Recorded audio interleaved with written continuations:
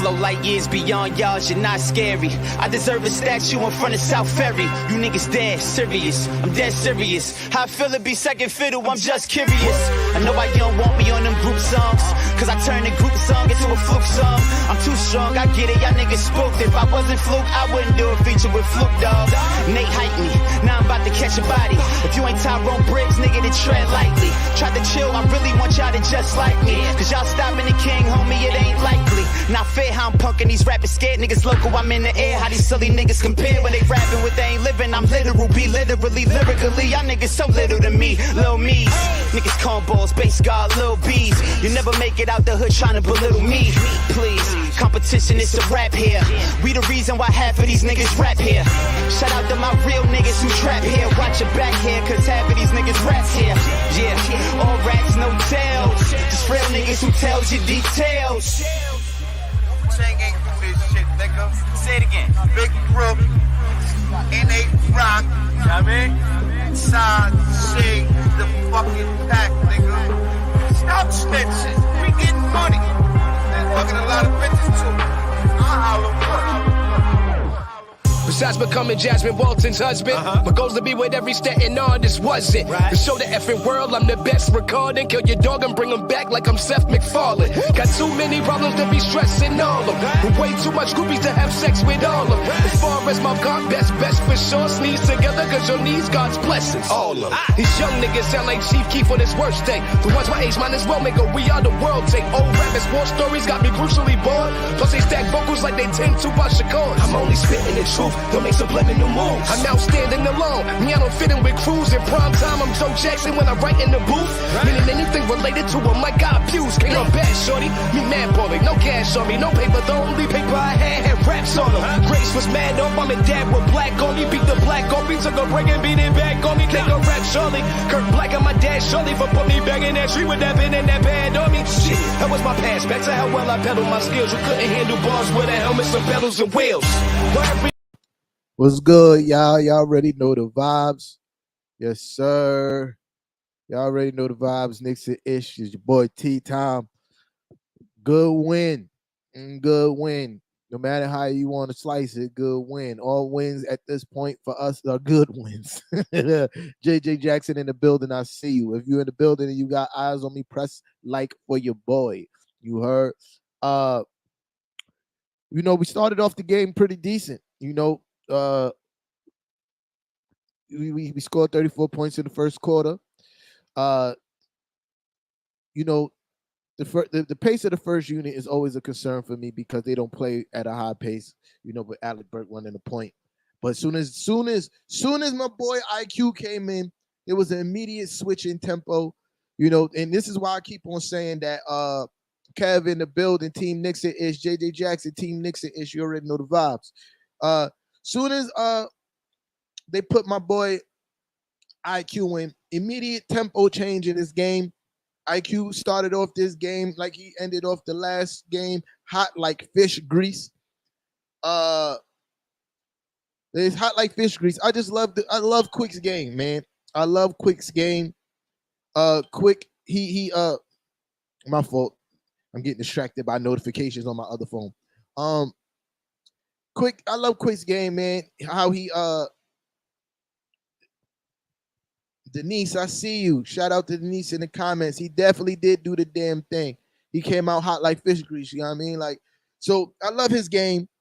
I love the fact that he pushes every chance that he get. He pushed the ball up the court every chance that he gets easy offense for us. We actually get at every game that Emmanuel Quickly and Obi Toppin is on the court, we get at least 6 points from a quick pass from Quickly to Obi Toppin on the break. At least 6 points. Real easy baskets. You feel me? And I love to see it because Quick, he pushes the pace, always has his head up when he's pushing the pace, willing to make the appropriate pass. And he did a lot of that tonight. Quickly's passing potential doesn't always show up in his assist stats. You feel me? Because he does a lot of passes that leads to fouls and leads to the other pass, like the hockey assist as they call it. That's what Quickly does. He had 3 assists today. He finished the game with 18.6 rebounds, 3 assists. The boy was balling. You feel me? Quickly was absolutely balling and played 31 minutes. I think he should be starting, honestly. I don't see the reason for Alec Burke to be starting that point guard any longer. We already know that Quick is the point guard of the future for this team. That's my belief. You know, that's my belief that Quick is the starting point guard of the future for this team. Fast Traz in the building. Team Nixon issue already know the vibery. You feel me? Yeah, shout out, shout out to my guy Quick, man. He's definitely a difference maker. Even when he's allowed to take point guard duties, with the first unit, he makes a difference when he's allowed to take the point guard duties in the first unit. And I say allowed because most of the time when he's on the court with Alec Burke, Coach Tommy T's game plan is still to have the offense be initiated through Alec Burke as the one and Quick plays more off ball, which is absolutely ridiculous to me. When Quickly's on the court, Quickly should be initiating offense all the time. When Quick is initiating the offense, this is when you see Julius Randle.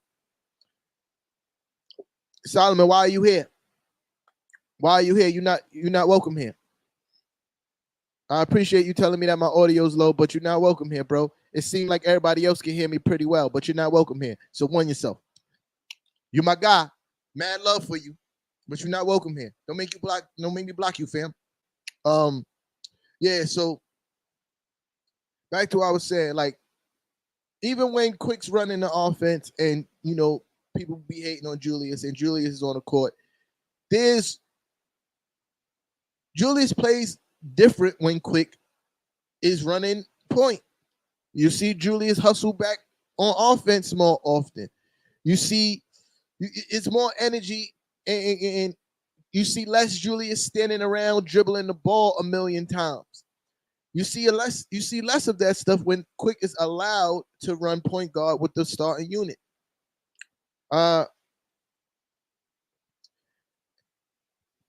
Because he likes to watch the only team that matters in New York. And the Brian in the building. That's Big Nick fan energy in the building. You heard? Kevin Wallace, I see you, bro. Thank you for making sure my audio is right. Thank you, sir. But yeah, it's a major difference in this team when Quick is running point. Quick still dribbles just a little bit too much for me sometimes, but is effective because he gets to his spots. He gets to where he wants to get on the court, and he has really good court vision. And to me, if we don't get a point guard this offseason, I am totally fine with Quickly starting at point guard. Totally fine at this point. Totally fine at Quickly starting at point guard. Oh, that's mad funny.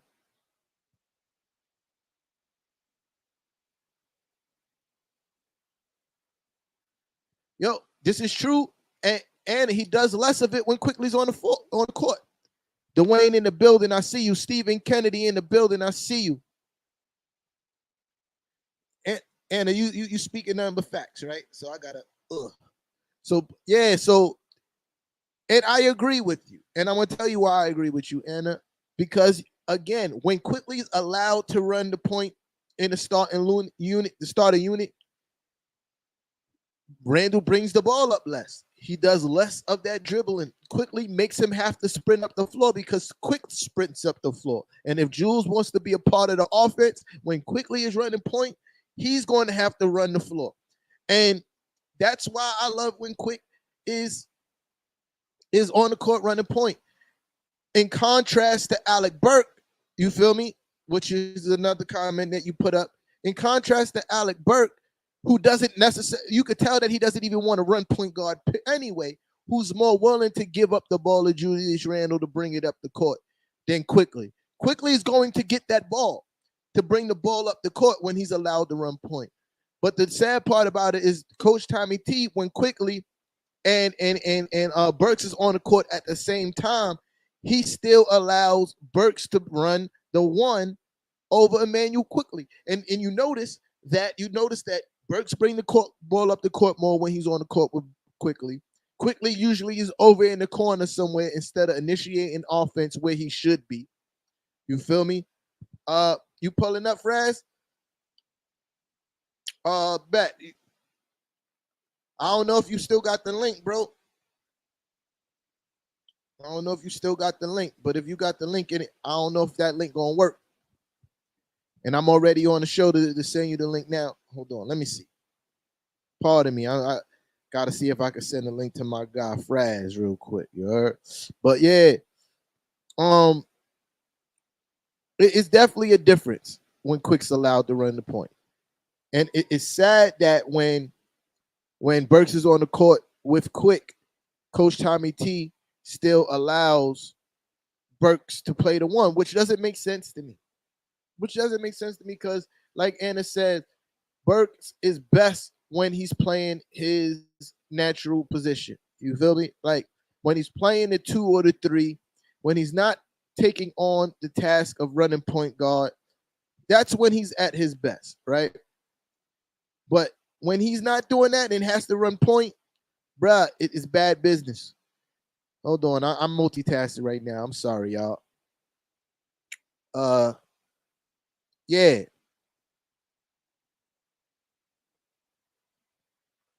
Come on, man. Yeah, but Quick is that guy. I'm sorry, Fraz. This is taking too long and it's distracting me right now, bro.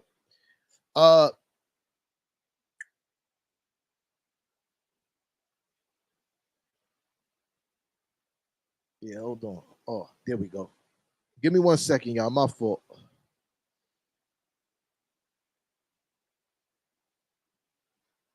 What's up?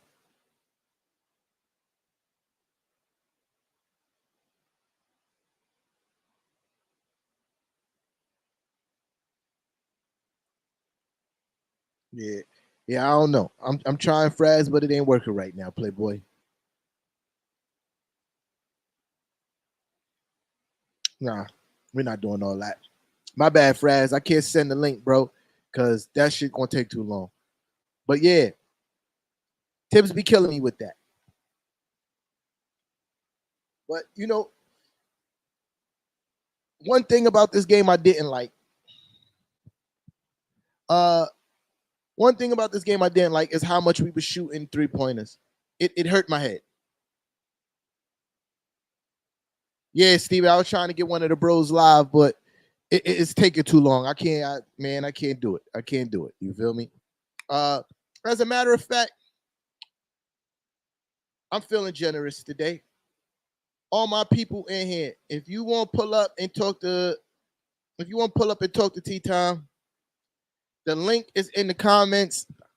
Pull up, I'll add you to the studio, you heard? And you can have a conversation with your boy, you heard? The link is in the comments. It's a StreamYard app. 1, 2, 3 setup process. All you gotta do is enter your email, and that's it. Pull up and chat with your boy. But yeah, I hated all the 3-pointers we were shooting today.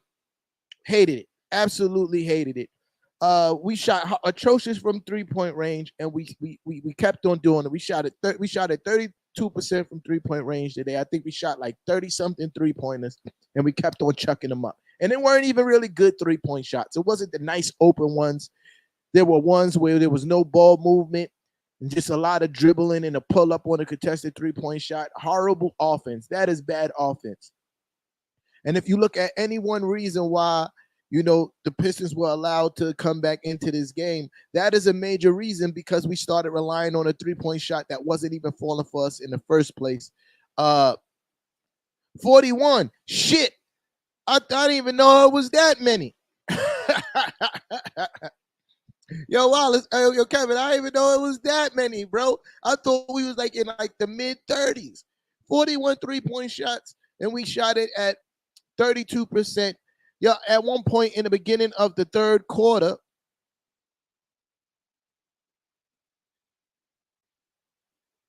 yo, Kev, Steven, do your thing, Playboy, pull up on me. At one point in the third quarter, we shot 5 shots in a row and missed all of them, and 4 of them were 3-pointers. Like, that's bad offense. That's bad offense. That's the reason, if you want to look at a reason why that the Pistons were able to claw their way back into this game. it was because of that. Shout out to Kevin. Shout out to Kevin with the stats. We shot 41, made 13. That's not good. That's not good. You shouldn't be taking that many 3-pointers. Of course, there were some big ones hit in this game. Julius Randle hit a big 3-pointer to send us back up at 5-5 at one point. I think Alec Burke hit a big 3-pointer. Quick hit a big 3. Like it was a few of those crucial threes, but for 41 3-pointers, we are not that team. We are not that team to be shooting 41 3-pointers on a nightly basis. And people want to say that it's because it's the way that the NBA is now.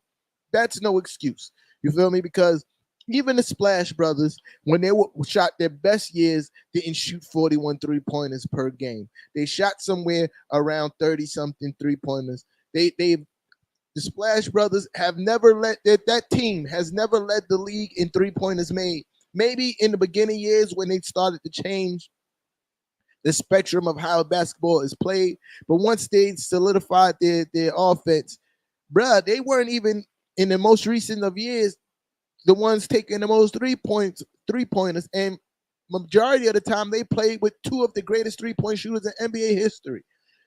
We don't have two of the greatest 3-point shooters in NBA history. There's no reason for us to be taking 41 3-pointers a game. If you're hot, I understand. Absolutely. If you're smoking on fire and you're making everything, yes, shoot to your heart's content, right? But once you stop making them, you have to stop shooting them. This is facts, right? Like you don't keep on shooting them if you're not making them, right? So that's one of my major issues with this game. Another issue I had is while the first unit came out in the second half, they came out lethargic, and Tibbs waited too long just to get IQ back into the game, to breathe some life back into the offense. We was up 21 at one point, and they were able to bring it back down to like 8 points before there was even a substitution, and that is unacceptable. What he did do good, he didn't bring Evan Fournier back in because Evan was getting cooked on the defensive end and wasn't particularly shooting well, even though in the third quarter he hit like 2 or 3 3-pointers back to back. He didn't really have a great shooting game.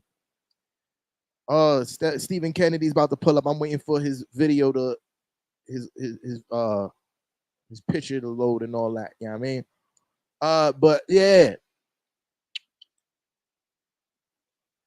Yeah, but shout out to the team though, because how many times this season we seen this team in similar situations drop the bag? Shout out to Alec Burke with that crucial defensive play at the end of the game. A while ago I was saying that somebody said that they never seen Alec Burke like make an on-ball stop himself, and what a time to show up and show an on-ball stop for yourself. You feel me? I still got a few people that didn't like this live yet, and I need y'all to do that for your boy. Help me crack these algorithms. Let me see if I can help Steven out. Yo, Steven, man, you on the screen, but you gotta turn on your video, Playboy. You gotta turn on your video. There we go. I mean, this is the first time me actually seeing what you look like, bro. Shout out to you. Not the first, the second time. You did a live with me before? Like shit. Trying to multitask. I got like my headphones on you on YouTube, then I got you on Safari on here, so I'm hearing it like back and forth. Give me a sec. Get right, bro. Get right. Yeah. All right. You good? Yeah. I'm good. Yeah. Let me focus on one sound device. Yeah, because that lag is gonna fuck you up, son. Yeah. On the streaming stick, it's gonna fuck me up bad. Yeah. So bro.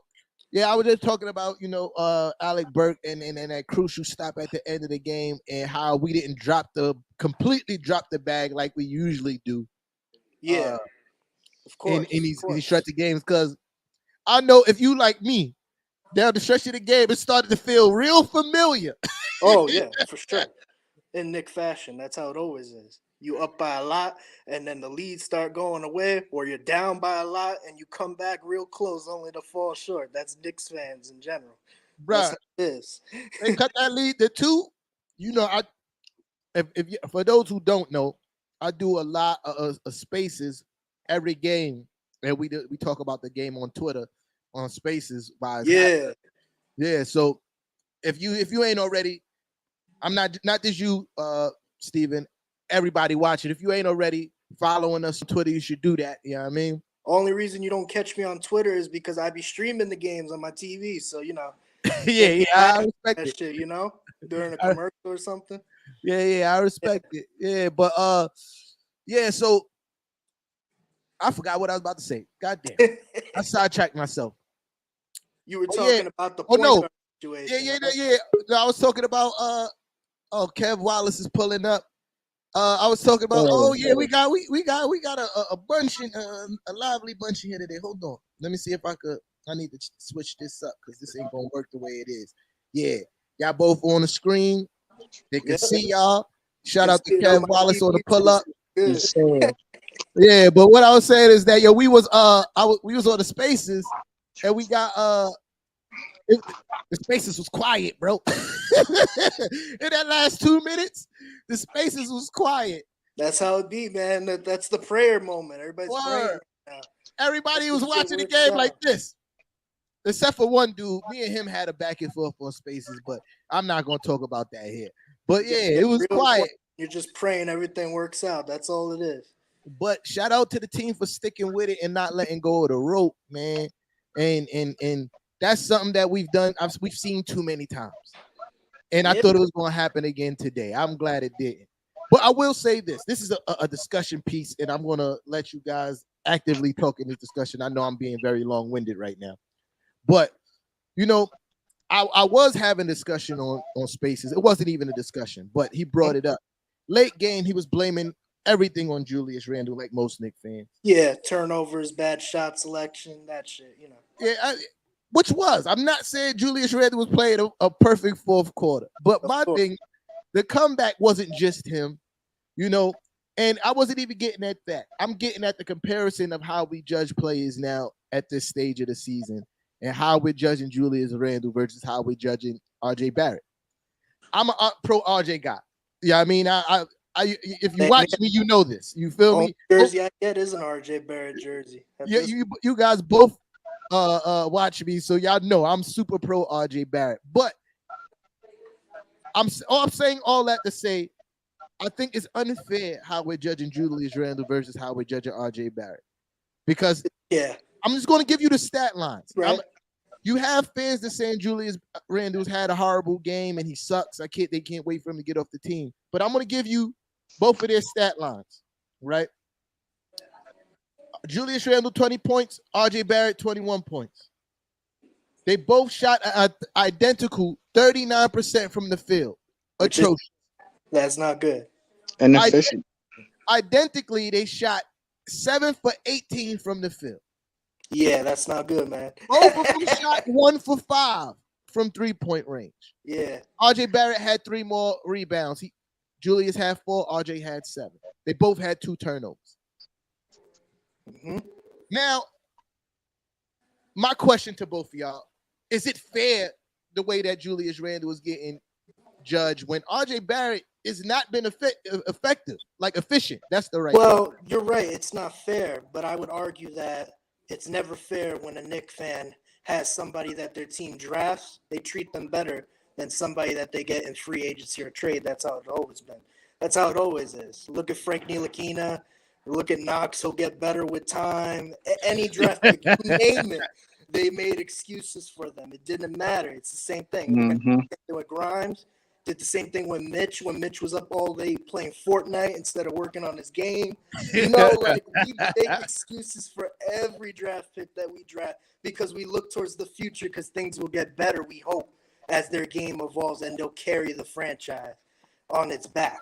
We did that with KP. Remember, he was always hurt. And then he had that 1 year that he was averaging 30, and we're like, yo, these are Patrick Ewing numbers. This is great. Then he kind of injures him. He tears his ACL, and then it's like, shit, we need to get rid of him now. He can't stay healthy. We need to get him out of here type shit. So it's the same thing. With Randle, he's not going to get that fair treatment. So he took the money. We gave him the money. He's got to perform and average 25 a game. You're the best player on the team, most improved. You got the trophy for it. You showed everybody that, hey, I'm more than just a rebounder / dunker. I can do a little thing. Great. Then do it consistently. I don't want to see 4 points one night and then 20 another night on shit field goals, and then 31 night like I'm an all-star, I should have been voted in, and then the next night you get 10. Like, that's not good. That's not fucking It's not good at all. And you can't shoot at a position where everybody's looking for a stretch four. At the power forward position, that's what you need, and he's just your prototypical Charles Oakley guy. I'm going to get offensive rebounds and lay it in. That's my game. I'm going to work it in the post back to the basket like I'm Karl Malone type shit. Nobody does that anymore. When you want a front court power forward, you looking at Dirk Nowitzki, Kevin Durant, KP back when he was good. Not shit right now, but you know, back in the day, the stretch four, Sabonis, shooting threes, mid-range shots, post-up. You got to do more than just read and dunk it. And Knicks fans want to see more. You know what I'm saying? That's why we're so hard on him. That's the only reason. It's not because of like any hate for the guy. Dude, you know, it's not personal. Oh, nah. A lot of Knicks fans got hate for the guy. A lot. Personal, not trust me, it's not. It's more towards management than anything else. Yo. Like, Knicks fans are more angry at management, and they're taking it out on Randall because he's the latest, you know.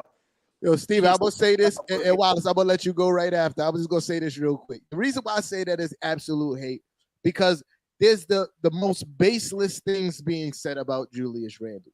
And granted, I agree that his attitude sometimes on the court is not the model of what you want. You feel me? But I mean, look at Jimmy Butler. I mean, you could say the same thing for him with the fight in Miami. But to say that he's a cancer in the locker room when everything that you heard that his teammates have said about him has been positive. Like, even the guy that, you know, that everybody says that is holding him back.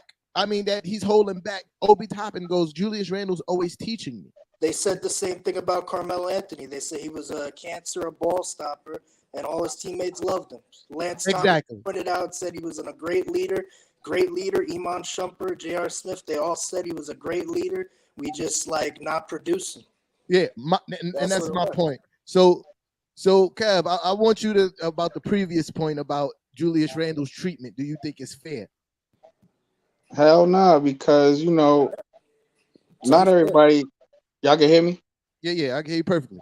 Yeah, not everybody's like a vocal leader. I mean, they lead behind closed doors and shit like that. And like y'all said, you know, everyone says he's such a great teammate, things like that. Everybody makes boneheaded plays, certain games. Sometimes it's just untimely. But, you know, people are passionate about the game, and the call don't go your way, that could turn the momentum around. And, you know, that's why he get a lot of flack for the shit he do. Yeah, this is be untimely technical fouls because, you know, you didn't get that call that was supposed to go your way. Mm-hmm. Sometimes I feel like these refs be getting paid because, you know.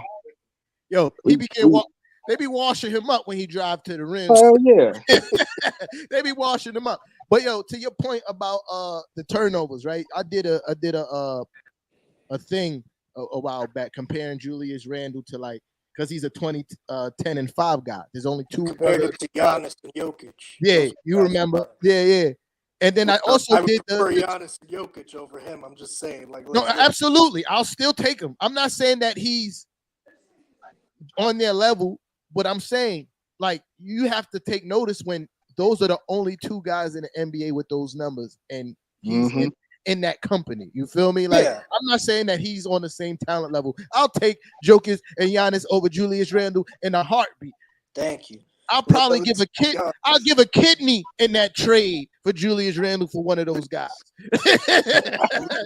So I'm saying, with all that I'm saying is that I also did the turnovers that they averaging per game. Yeah. Julius Randle fits right in between them. I can't remember which one of them had higher turnovers. I think we're talking about Jokic had a little more, but you got to remember, no Jamal Murray. He got the ball all the time. He's by himself.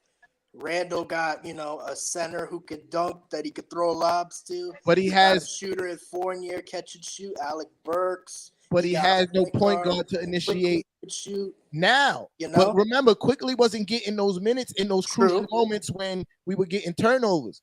Like that was Derrick Rose. True, but You I'm feel saying me? in general, he played most of the season without a legitimate point guard. Got the minutes, Quickly would come off the bench, and then Randall would have Quickly. Then he would have Fournier at shooting guard, so that's 2 shooters. Then you got RJ in the corner who could shoot it, even though as of late he's kind of been like, 50-50 on it. He'd be bricking one and then he'll be greening one with a hand in his face. You don't know with that shit. But he's got 3 shooters, and Jokic got players we don't even know. Like, see, I'm being real with you. When I look at the Nuggets team, half of these players I don't even know. I look at them, I'm like, where did they come from? Their system is a whole lot better. It's a whole lot. There's a whole lot more off the ball movement. That's the difference. It is a whole lot more off the ball movement. Jokic is 100,000% a better passer than Julius Randle ever will be. You feel me? Like that, and those makes a difference. You feel me? Their system that they run is just a whole lot better. Yeah, you got Popovich comparing him to Larry Bird. Like when you do that, like you're basically saying he's an all-around, like the pinnacle of all-around player. You never heard anybody compare LeBron to Larry Bird. They always just put him above him because he's more athletic, longevity. He didn't have back problems. Averaging 25 for how many years? But this is his 19th season. He's 37 years old, averaging 28. Shit like that. Yeah, I'll take Larry Legend over a lot of people, and I'll probably get a lot of arguments for Larry. Yeah. I'll take Larry Bird over Kevin Durant. You feel me? But yeah, I take Larry Bird over anybody at the small forward position just because 50, 40, 90. That's it. Literally. 50, 40, 90, and he can actually post up, which KD can't really do. Yeah. When you saw Pat Beverly, leaning into him, and he couldn't even back down. Like, he's 7 foot. Like, that's a problem. Nah, but my whole point with Julius Randle is, like, yes, he does a lot of shit that's messed up. You feel me? But for him to be burned at the stake the way he is outrageous to me because there's still a lot of good things he does. Julius Randle with a legitimate point guard playing alongside him is a different animal. Yeah. He's not taking so many contested 3-point shots. He's taking the wide open ones. That's the big difference between him shooting this year and last year. He's taking a lot of off the dribble with a man in his face 3-pointers. When last year, most of the 3-pointers he took was wide open. And not only that, the mid-range shots he took last year were mismatches. He would have a guy like Terry Rozier on him, and he would take an off the dribble in his face like he's mellow, but he got like a 9-inch height advantage over Terry Rozier. You know what I'm saying? Now he's being guarded by people who play his position, and he's trying to take those shots, and he's realizing, damn, I'm not as good as I thought I was. And they're collapsing on him every time. Too.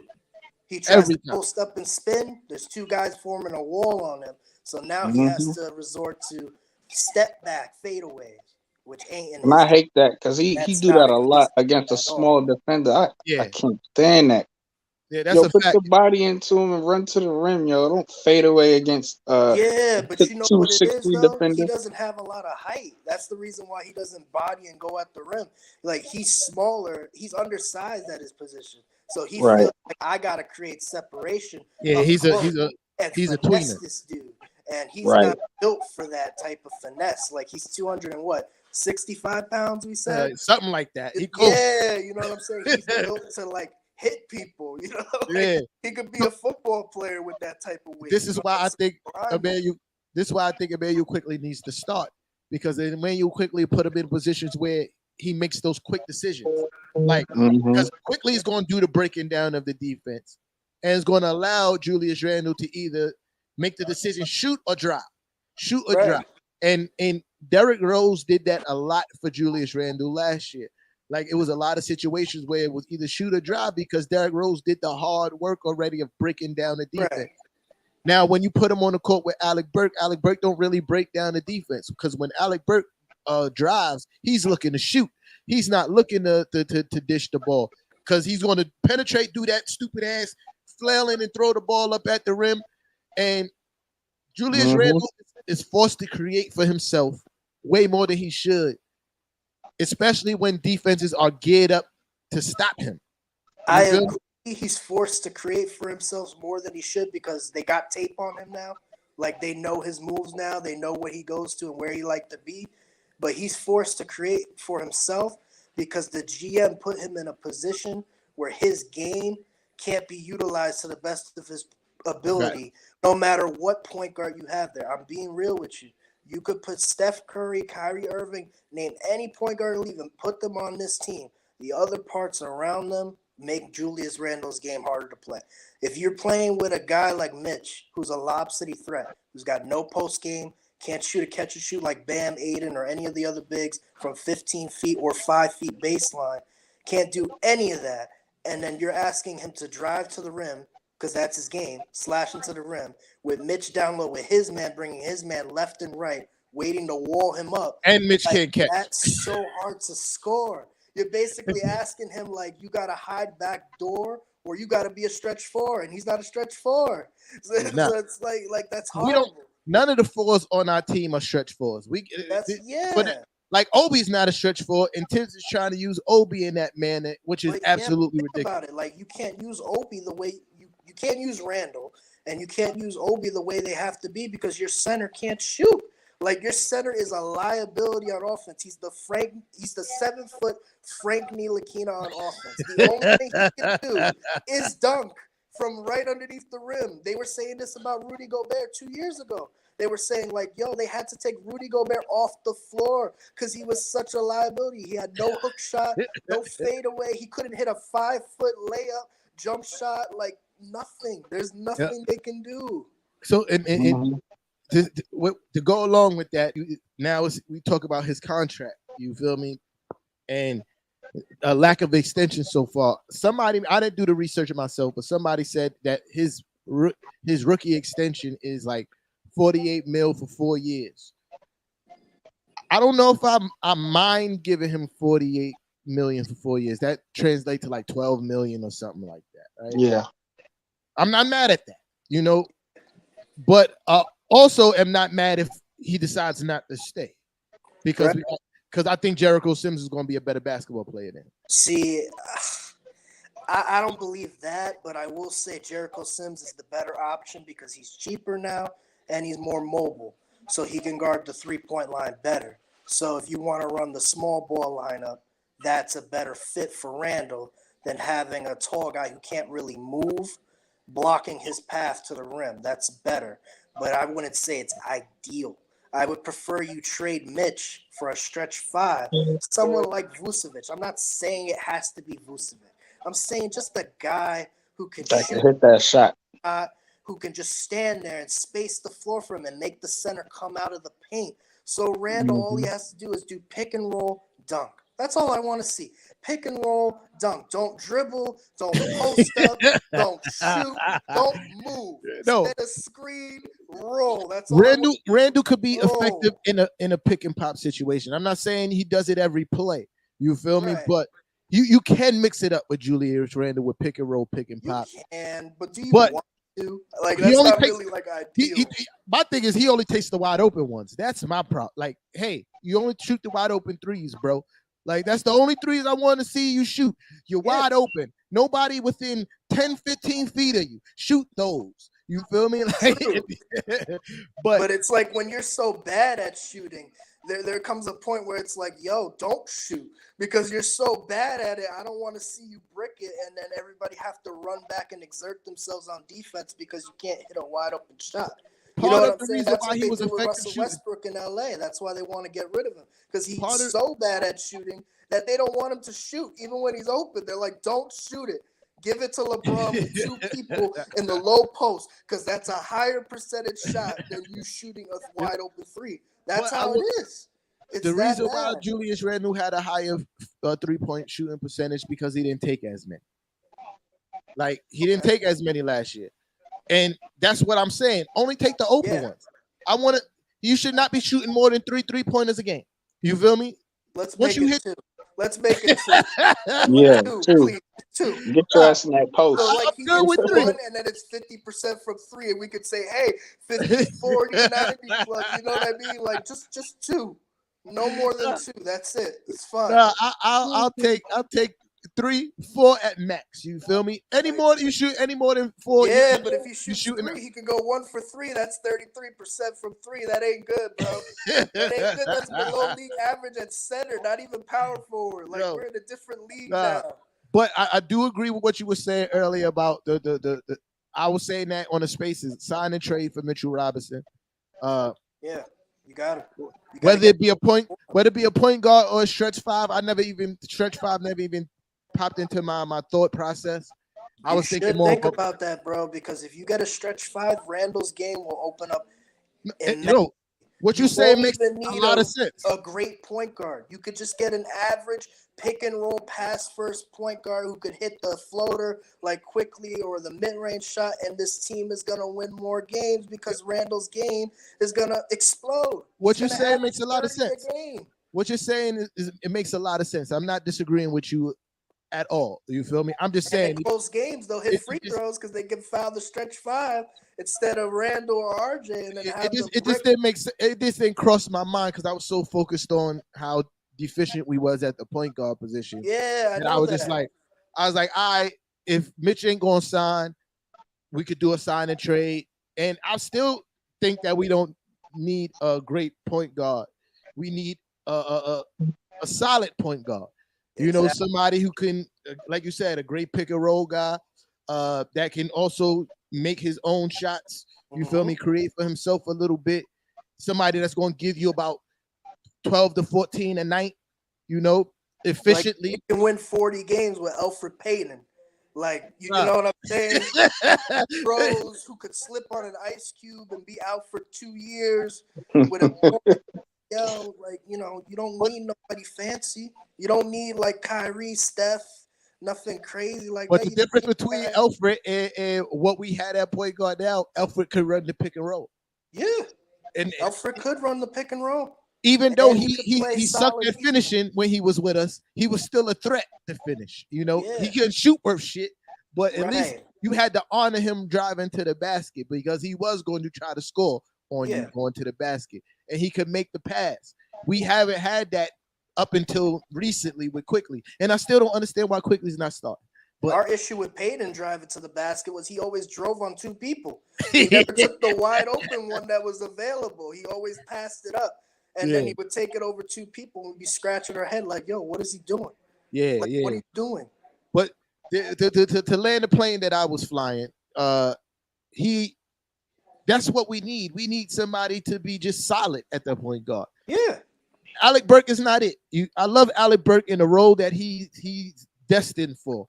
Come off the bench, get us some buckets. You feel me? Play some solid defense and go on about your business. I agree.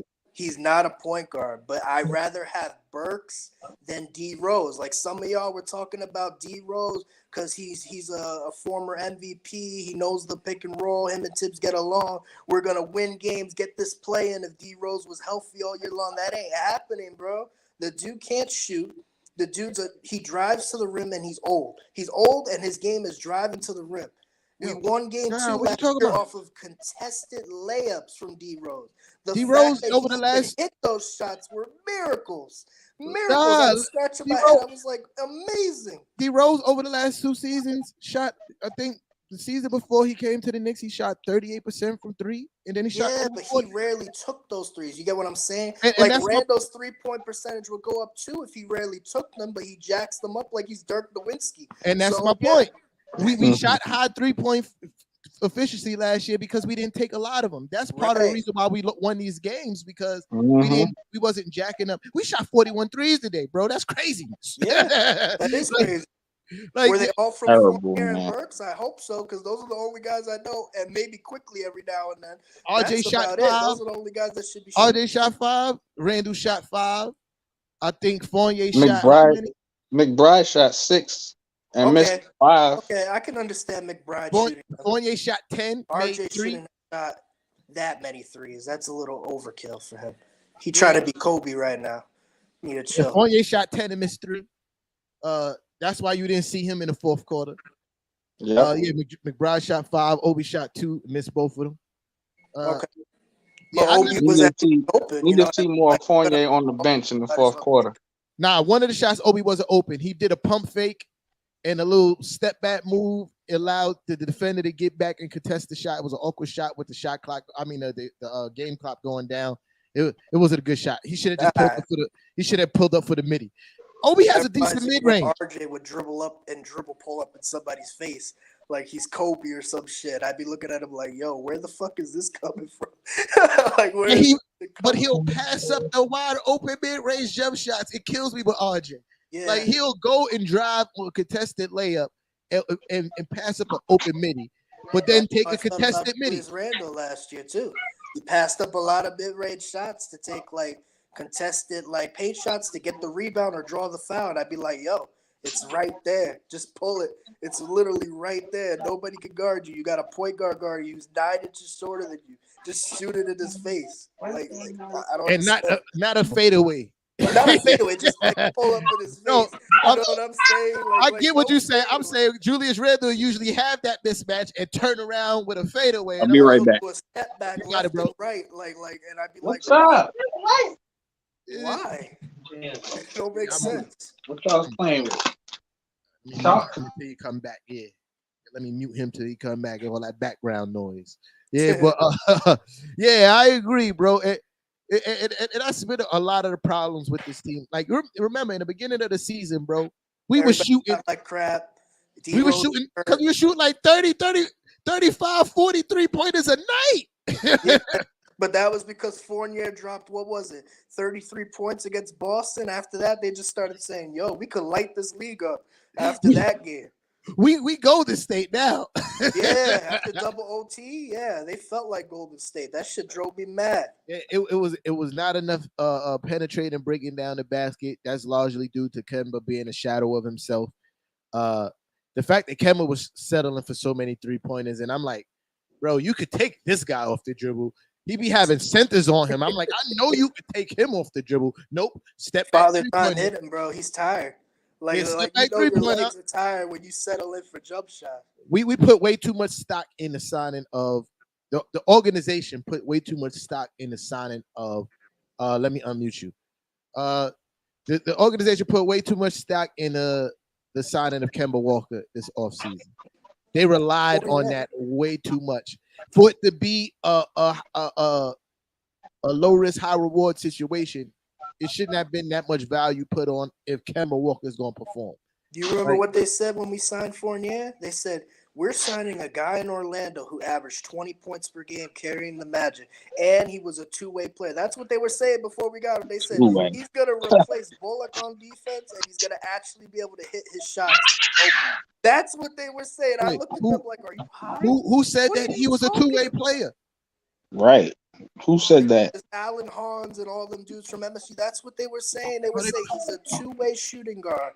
Are they on drugs? Open shots off the dribble from 3, mid-range. He's going to be the whole package, the second guy to help Randall, Julius Randle, and then RJ would be the third guy helping out because he's young. And that was going to expand our team. I was like, nah, bro. You know what's the difference between Evan Fournier, the way he played with the Knicks for most of the season in Orlando, is the scheme that they run. Evan Fournier I used to hate playing Evan Fournier because I know whoever's guarding him was not going to be able to keep up with him coming off screens, and he was going to light us the fuck up. And he did every time. And we don't do none of that for Evan here. Evan don't get ran off of no screens. And you know what's funny? Randall's the one that's supposed to be setting those screens because they're both offensive weapons. So if Randall rolls and he sets the screen for Fournier, then the defense has to say, do we switch or do we go over the screen? But he doesn't do that. The difference is what you're talking about is I don't want Evan to be shooting off the dribble, coming off a screen and rolls that much. What I'm saying is when I saw him in Orlando, he was coming off of off-ball screens like he was Reggie Miller, son. Like like that's how they ran. That's when you get 20-point Evan Fournier. That's when you get 20-point a game Evan Fournier, when he's consistently running off a screen and doing a whole lot of catching and shooting. Not what he has to do here. I don't want to see him doing the fucking James Harden in between the legs into a step back. That's back shit that he been doing. No, I don't want to see that Evan Fournier. I want to see Evan Fournier coming off coming off screen. I kicked out my charger for my laptop.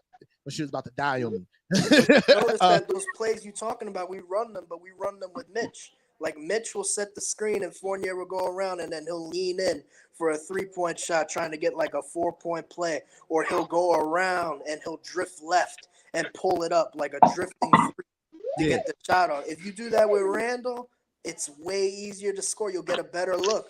When you do it with Mitch, the defense is like, stop Fournier. Mitch can't shoot, so forget about Mitch. We'll get him later when he rolls to the rim. Later, if he passes it, which doesn't make sense. But if you do it with Randall, then you got two options. You could pick and roll, or you could pick and pop. You know, I don't want Randall pick and popping, but, you know, it's an option. You know what I'm saying? It's not like Mitch. Mitch can't even shoot the shit. Randall could at least pull it. So now, all right. So now this begs a question, right? I know everybody looks good in practice, right? Everybody. They put up highlight reel videos and they look fucking amazing. You know, right? Tyson Chandler was shooting threes in practice in the 2012-2013 season. But they never let him like shoot them. Steph Curry in the left corner. He was pulling them, knocking them down. But the thing is, they never let him do it. Like, and you know, Mitch showed us a little peek into his game that he has a little bit of offensive bag when he took. I forgot who he took off the dribble, and I was like, wait, what the fuck? Like, and Mitch has been crying that to free him offensively, right?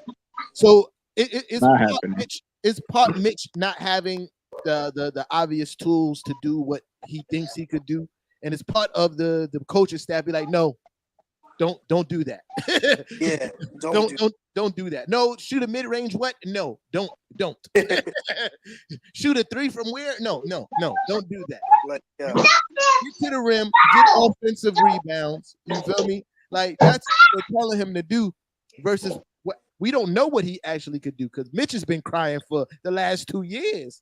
Yeah, like let him ball, and I would like to see if he could. Like the season is over now. Like you feel me? Like fuck it. Go ahead, bitch. Right. Go ahead. Shoot. Pull. If you make it good. Because like who would have thought Taj would be good at shooting 3 points? Yeah. I mean, I knew Taj could shoot from there, but I didn't think he would actually do it. I thought he was just gonna come off the bench, roll, and like lay it up. That was it. Once he started shooting it, I was questioning why we have Mitch. Because the only thing Mitch does is play really good defense. That's it. He's not a great rebounder. He can't post up. Can't shoot. He misses all his free throws. Like, what are you paying him for?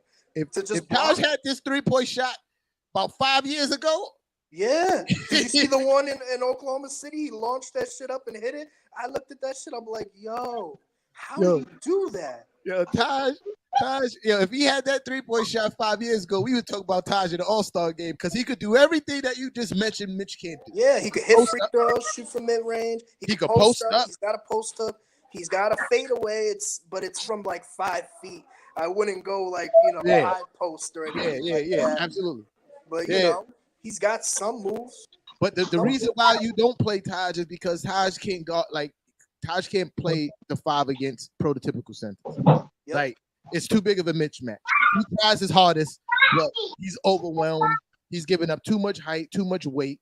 Like, you just can't do it. Now, when we playing Taj at the 4, I like everything I see from Taj playing at the 4 when Julius Randle was out. I was like, oh, they said about Al Horford. That's the same thing they said about Al Horford. He can't play center no more. We got to put him at power forward. He's like, for his size advantage in the post and shit. They tried that shit out, and then reality came in that Father Time slowed him down. He can no longer play his original position. He can only play center because if you put him at power forward, he's too slow. And then you know what's crazy? Al Horford played 4 in college. He didn't play the 5. He played 5 when he came to the NBA because Atlanta didn't have no other choice. And it was like, oh, you're pretty good at this, so stay there. Just kept it, yeah. Like Atlanta was like, we need a center, so you stay there until we find one. And they finally got one. He's gone. Yeah. When they finally got one, he was out of there. But yeah, I love everything I see from Taj playing the 4. If Taj is going to be on the court, I need Taj at the 4. I don't want to, unless they playing small ball. If the other team is playing small ball, I don't mind seeing Taj at the 5. He's just slow. Like, he plays too much with his hands, not his legs. Because, again, what is he, 37 years old? I mean, 37. He's not Taj in Chicago no more. Yeah. Yeah, he a wanted year him. older than me. Word. And the You only reason why wanted I him know to that, play the 4, but I don't think his legs can play the 4. You know what the I only mean? reason why I know that is because I was watching, MSG, and they had a little Taj clip coming up, and he's talking about everywhere he from in Brooklyn. He's like, yeah, I went to junior high school 117. I'm like, I went to junior high school 117. Let me do my Google. And I saw he was a year older than me. I was like, oh shit, we went to junior high school at the same time. Wow. But I didn't know him because he's a year older than me. In junior high school, you stay with your class all day. So I didn't know him, but I thought that was fucking cool. It was like, shit, I went to school with Taj Gibson, son. You feel me? But Yeah, that's how I know he's 37. And he should Yeah. and Taj should be playing more than 20 minutes a game. Like if he playing 20 minutes is his limit. Like put him down. Cause he be looking like he about to die. You be seeing him breathe. let's bump it down to 12 minutes, bro. 12. Right. He be out there like, Give Obi 20, 25 minutes. Yeah, it would be better for Obi to get 20, 25. Put I Taj agree. 12 because Taj, he's not, he can't move the way he used to. Like That's you a fact. see it on defense. Like he knows what he got to do, but his legs can't respond to what his head and his arms are telling him to do. Like his arms are ready to like contest, and his legs are like on the right or left side behind the screen, trying to catch up to his body, like the upper part of his body. And he has to foul people just to get a stop. Like it's horrible watching him on defense. It's horrible. Shout out to my guy Maddie Smooth in the comments, man. But yeah, I agree, man. It's I just all in all, right? This season is a wash. Oh yeah, for sure. But when I look at what the future is for this team and look at like where we stand in the future, obviously we need a point guard. But the future look bright, man. There's a lot of things to be optimistic for. Yeah, quickly, Grimes, RJ, that's the future. I don't look at anywhere else. Like that's it. I want us to resign Cam. Really? Yeah. Absolutely. When he started getting the PT, I was loving things I started to see from him once he started to get comfortable. You feel me? He brings to this team a lot of things that we needed, like a guy that can actually really create for himself. His game just looks so smooth. He's a gazelle running in the open court. He could finish with both hands. He's a legitimate 6'8" to 6'9", like with really long arms. He might not be the best defender in the world, but so what would you prefer? Like, this is a real quick question because I've been asking people because we have a small forward in RJ. Where would you play Cam? Would you play Cam at small forward and move RJ to shooting guard and put Grimes to the bench, which I don't want? Or would you put Cam at power forward, start him with RJ and Grimes, look towards the future, and just ditch Randall? Just move to the ditch Fournier. I would move RJ back to the 2. You feel me? Because he played the 2 last year. Yeah, but do you like him at the 2? Because I don't. I prefer him at the small forward where he can beat his man off the dribble. Whereas at shooting guard, he kind of like he's going up against somebody who's as quick as him, where he's got to like actually create for himself. I think he's a lot stronger than a lot of 2s, so that's where his advantage will lie. Him being stronger than a lot of 2s. That's why I'm not so pressed about keeping him at the 3, because I think now watching him learn how to control his strength a little bit better this year benefit him. And I think Cam is obviously a 3 or 4. Like I don't think he can guard some 2. Switching won't be much of an issue, right? With that, but I like him better at the 3. I want Grimes coming off the bench because I still think he needs to develop. It's still parts of his game that I want to see him develop at. Like him being able to determine when to shoot, when to pump fake, when to drive. like every time you catch the ball, you don't have to shoot it. Like you don't. Funny, I said that same thing about Frank Ntilikina: when to shoot, when not to shoot, when to pass, when to lay it up. Like you're saying the same thing about Grimes, but you guys are higher on Grimes because he can actually hit a shot, right? Whereas Frank couldn't even hit anything. And I think Grimes is a better defender, honestly. Yeah. I think Frank, don't get me wrong, Frank was a good defender, and I think that relied more on just his size. You feel me? Yeah, his Like, arms, his wingspan. yeah. Grimes is a legitimate pit bull Rottweiler dog that get him. Got He's you. scoring right now. Get him. You feel me? So that's the difference between those two, and he has a better shot. Like you said. Like But his think shot, about this though for a second, because whether we go your route and move RJ to shooting guard, or we go my route, which is what I would like Cam at power forward, so you can switch on small ball lineup, and the shooting will fix the shooting in the front court, which we have at the free throw line because Cam can actually hit free throws. yeah. Same with quickly, and then you get a stretch five. You're going to be better equipped in those close games to close them out because those guys, when they draw fouls, they can hit shots. Either Right. way, both of us have the same issue, and that's Yeah. that the GM fucked up because he extended Burks.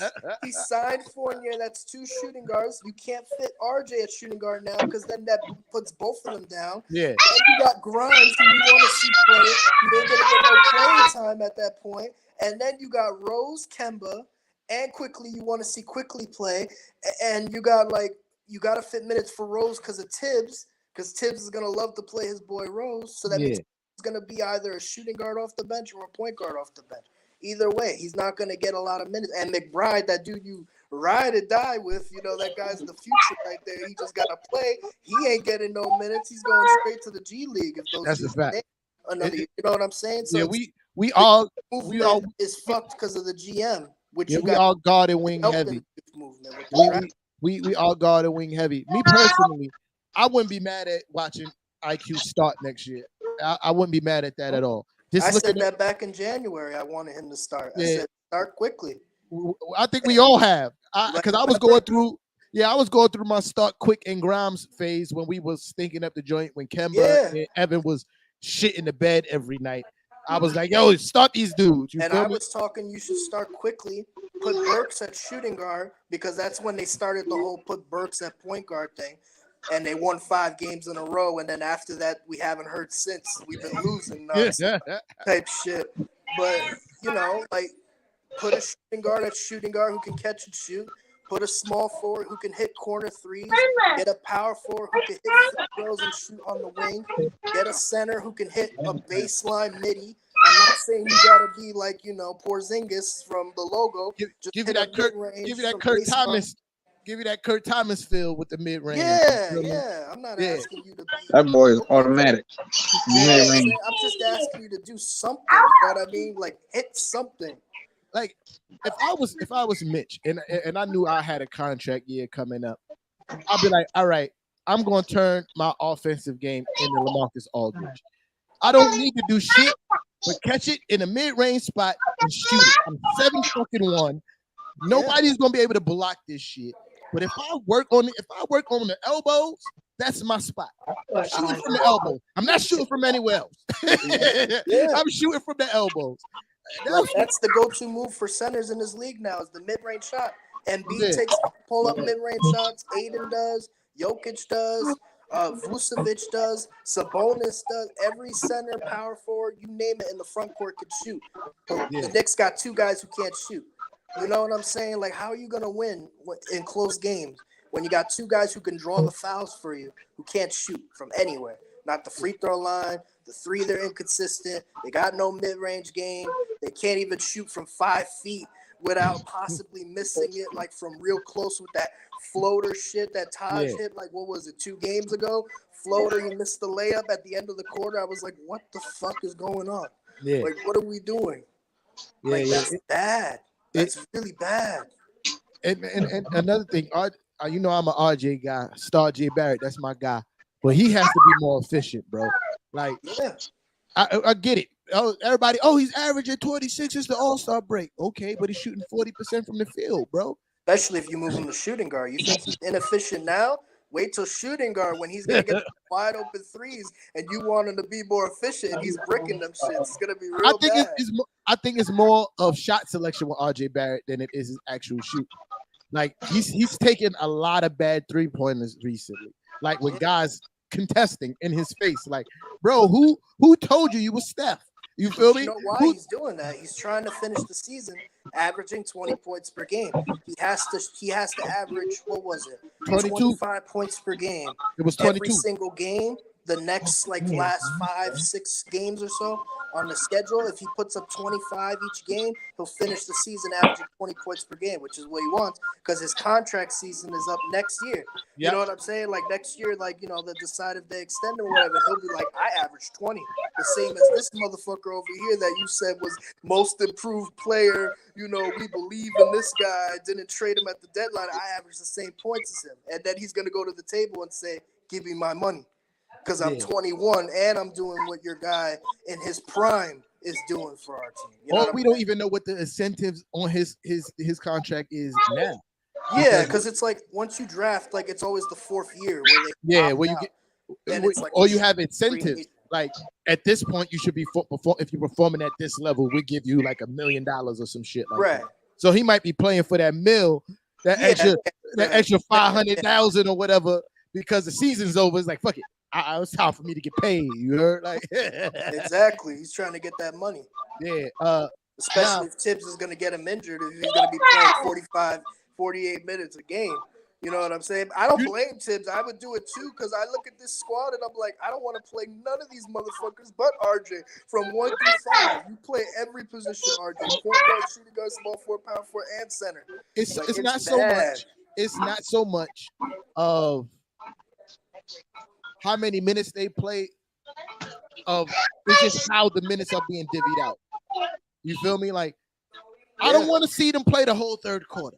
No, because they have to play the fourth. Like let's get a mid third quarter rest.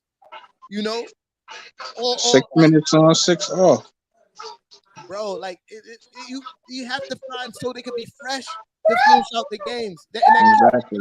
If Cam was healthy, I think that's where Cam would come in for RJ to rest him, and we got Obi for Randall to rest. Randall. He never does though, because we watch Julius Randle play the whole fucking third quarter. He get a 2 minute. He comes out in like the 2 minute mark most times.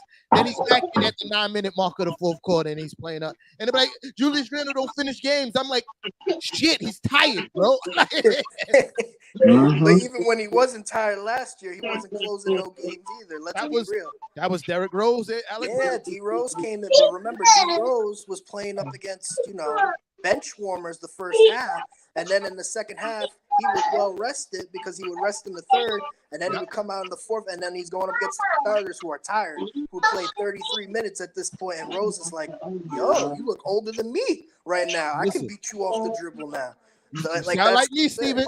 I said this shit. I said the exact same shit. I had this exact same argument with somebody that Derrick Rose was averaging like 25 minutes a game last season. You feel me? Like that's not a lot of minutes. You feel me? Like, and he probably averaged that many because he was bad, like at the point guard position. So Alfred wasn't really getting any minutes. I mean, you and Kev are making good points. My issue is you're missing the bigger point. Is that everything that you're complaining about all falls on the GM. That's the biggest point because every problem that you have with the team, the coach is only as good as the parts around him. That's how it is in every sport. No matter what sport you're in, every coach can only work with what they have. And you could argue that this will make them a little bit better, or this would be a slightly better if you tweak the minutes over here. But the reality is, if both of you and me, we bet money at the beginning of the season with the lineups that we have, and we we're betting if they were going to make the playoffs or anything like that, I think both of us would lean towards probably not, but we got hope. We believe, maybe something will happen, but this team isn't really that good on paper. My problem with Tibbs is, I agree, you're only as good as the team that you could put on the court, but the lack of adjustments is what killed me. Okay, like, you see something obviously not working, like for a fact that's not working. Like this is not working. Alec Burke running point in the fourth quarter wasn't working. This is why we're dropping leads, because we have the slowest pace in the NBA in the fourth quarter. We're getting out. Teams are running passes down the court. We're dropping 25-point leads in the fourth quarter. That's not working. But you go, that's the best we got. I'm like, no, clearly it's not. At least No. try something else. You feel me? Like try something else. And now he's trying something else, and we're getting positive results from it. Yeah, a little bit. I mean, it doesn't matter because it's the end of the year and teams are basically done. But yeah, I feel you. It's positive in a sense that we get to look at what we have.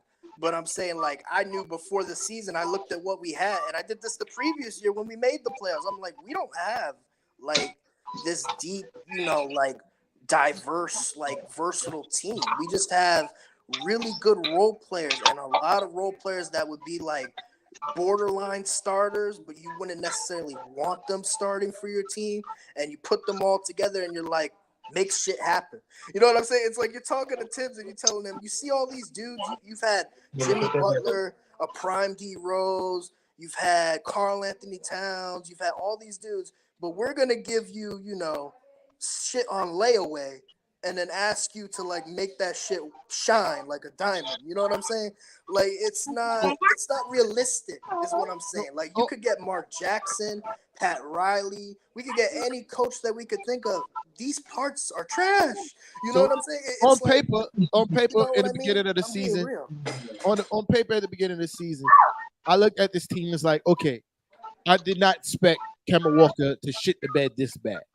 I didn't expect Kemba Walker to be. I did because I actually watched Celtics games. Yeah. I saw that shit. That was bad. I didn't expect him to be Kemba Walker of old. You feel me? But I was expecting a little 15 points a game from Kemba. You feel me? Like I can live with it. An efficient assist.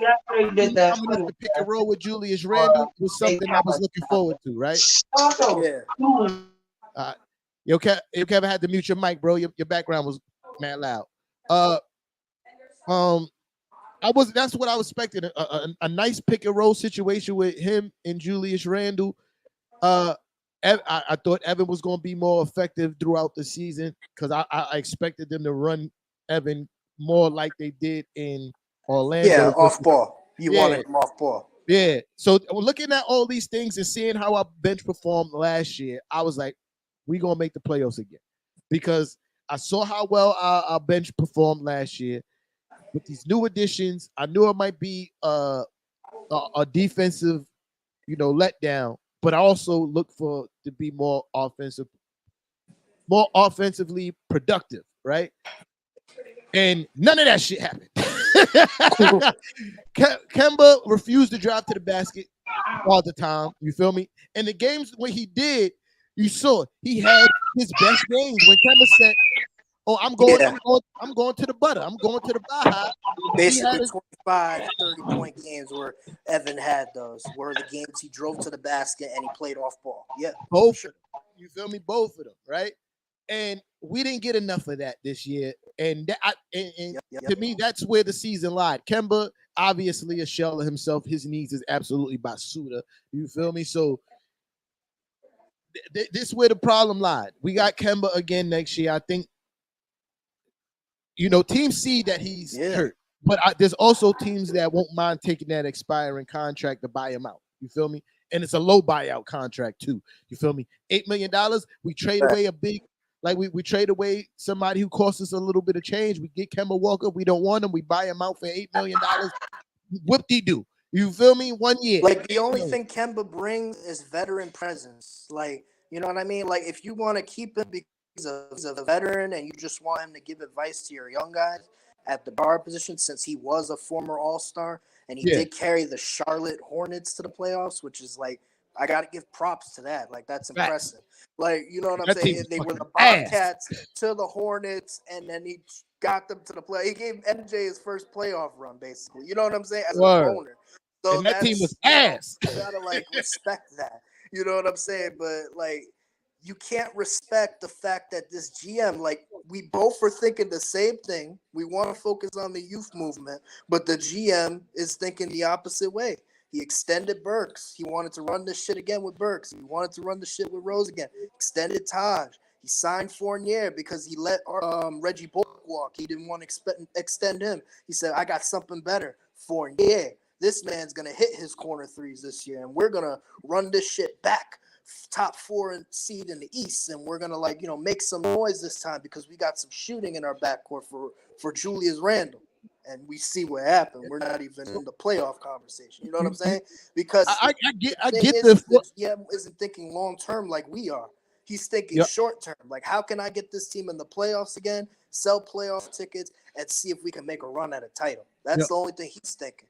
And the coach is thinking the same way. He's thinking, like, let's win now. And we're the fans are thinking, what about continued success? Like the Spurs. I want to be, I want to be the playoffs every year. And you might not win it every year, but at least you're there every year. You're competing every year type shit. Even if you fall short like the Yankees did from 2017 to like now. They've been there, like knocking on the door. Well, like let me answer this comment final. real quick. Yo, Richard, we did win. Alec Burke got a crucial steal in the last seconds of the game. And we won. You feel me? Which makes you wonder, who do you prefer personally? Fournier as your starting shooting guard or Burks as your starting shooting guard? I prefer Burks. I'll take Burks. You watch this. I said Fournier would be better fitted coming off the bench anyway, because he'll be having to defend less talented offensive players, and that would suit him. But I'll tell you the reasoning and the thought process behind signing Evan Fournier. It was the series against the Atlanta Hawks. Trae Young literally stood there like this, guarded Alec Burke. Bullock. That was Trae Young on defense guarding Bullock. Yeah, they had to put Bullock on him because he was the only one in the backcourt that could actually play defense. No, I'm talking about Trae Young guarding Bullock. Bullock. They had to because they couldn't put Payton on him. Alfred Payton was getting cooked. You know what I'm saying? So they said, let's put Steven, what I'm saying is Trae Young playing defense on Reggie Bullock, not Reggie Bullock playing defense on Trae Young. So Trae Young didn't have to do shit on defense because he was just standing there looking at Reggie Bullock. Because he's catching shoot. You know Reggie Bullock can't do anything. So you get Evan Fournier, because the theory is, even though he's better off a screen and rolls, which was off a off-ball screen, he can still kind of put it on the floor, and you can't put Trae Young to guard Evan Fournier. That's barbecue chicken, son. He's too tall. He's 6'8". He could dribble a little bit. He looks 6'6" to me, man. Like, I don't see 6'8". Yeah, he like 6'5", like, 6'6". You know what I'm saying? Like, he looks 6'6" and a half. Like, they got him listed as 6'8", son. Word. Like, nah, bro. I look at him and he looks like an undersized small forward. Like, because he plays like he's 6'6". Like, you know what I'm saying? Like, he moves like a shooting guard. He don't look like a 6'8" small forward, like a Tracy McGrady or a Carmelo Anthony. He looks like a shooting guard, man. So like, I don't see. So now the question is, who's lying? Because they got RJ Barrett listed as 6'6", and they got Evan Fournier listed as 6'8". And they're the same height. Isn't RJ 6'7"? We drafted him. They said 6'7", right? Nah, he's listed as 6'6". When we drafted him, he was 6'6". But the rumors. No. Wait. I forgot. They changed the height rules. That's why when they measure him in his height, they measure him in his true height or some shit. Shoes on. He's 6'7", bro. Yeah. He's 6'7". That 1 inch height boost from the sneakers. Like we're forgetting that shit. He's 6'7", man. Yeah. So. With sneakers on, he's 6'7". With 6'7", he's 6'7" with sneakers on, but without sneakers on, he's 6'6". You feel me? Yeah. So now it's who's Fournier is like 6'6" though. You know, 6'8". Yeah, right. Isn't I watched them standing next to each other. One of them lying. You feel me? Either RJ Barrett or something like for the height boost, something. Like it don't make either sense. RJ Barrett or Evan Fournier. Do your Googles. I'm not lying, bro. Do your Googles, man. He's listed as 6'8". You feel me? And well, it's a typo then. Like back to the original point. He extended Burks and he signed Fournier. And his intention was, we need both of these guys in our starting lineup, at least from the GM's perspective, because why would you extend Burks, then sign Fournier when they play the same position? It doesn't make sense. For Burks to come off the bench, because that Burks was part of that bench unit. He should go back to it. That bench unit is what was winning us a lot of games. So the thought process was, we're going to keep the bench squad together, intact as is, because they was killing people. And we add more offense. Well, a lot of things went wrong this year. We had Like, to you move know what Alex. I mean? Because it's like I'm thinking in my head, like Fournier doesn't play Burks' level of defense. So Not at all. instantly, right there, you got to be thinking 6 man. But you gave Fournier more money than Burks, and Burks, like numbers per number, does better than Fournier. Like Fournier might score more points, might give you 30 one night, but he's not exactly like a two-way guy that can hold his own minute for minute against the shooting guards in the league because he's getting Right. cooked by the shooting guards in the league. D Rose is old, so you know he's gonna get cooked by the point guards in the league. You know, Kemba's short, so like he's gonna get cooked regardless whether he's in his prime or he's old like he is now. So the whole backcourt defense that was lockdown defense last year, number one in the league, number one. Nobody was better. Not the Suns, not the Bucks, nobody. Knicks were number one in the league at Yeah. that point in the season. And you remove Bullock and you remove Noel because Noel got hurt, obviously, and you didn't Yeah. start him because you wanted Mitch back in. So you lose that switching that you had, that small ball switching lineup where off the screens, Bullock could switch onto the primary scorer, and then Noel could switch, backdoor on Randall's man if he blew by him or anything, or off the roll. Like, you lose that to be tall with Mitch for lobs, who you're not going to give the ball to on offense because he's a liability, and you got Randall calling for it on the left. And then on defense, you lose your defense in the backcourt because you got Fournier starting, and you got an undersized point guard in Kemba. Like, you're going to go places with that. Like, the GM is really the problem here. Like, all your confusion and all your complaints, you're looking at Tibbs like, do something, and I'm telling you, look upstairs, bro. Like, this man don't know what he's doing. Again, I agree with you as far as like you're only as good as the plays that you can put on. My problem with Tibbs is two things. It takes him too long to adjust, and he's gonna kill RJ Barrett. You feel me? Yeah. That's my problem. I'm mad about the RJ Barrett thing too, but I'm not mad enough to like fire a former coach of the year. You know what I'm saying? Like, it's not that. Again, if you listen to everything that I've always said, I said I'm on this. This is personal with my decision as fire Coach Tibbs. You feel me? But I understand 100% why he needs to come back next year. You feel me? Like, I understand it. Like, he coached the year. He changed the coach in the year. We went to our first playoffs in. Yeah, that would be RJ's fourth coach. If you changed Tibbs. If you swapped out, that would be his fourth coach. I get it 100%. I get it 100%, right? I get it 100%. My thing is, it's personal with me. Just like I don't like him, and I'm just letting it be known that I'm at the point of my dislike for him for those reasons that I want him fired. But I get it. I'm not like, oh man, how we gonna bring back Tibbs? Nah, that's not what I'm doing. But I'm doing. My point is the fact that I'm scared that he's going to D-Rose RJ Barrett. But you got to remember, D-Rose kind of D-Rosed himself because, one, he never worked on his outside shot, and two, he wore Adidas. So there's that. You know what happened to we're not going to do that. Listen, man. Like, there's something wrong with that. I might be looking for sponsorship somewhere down the line. We ain't going.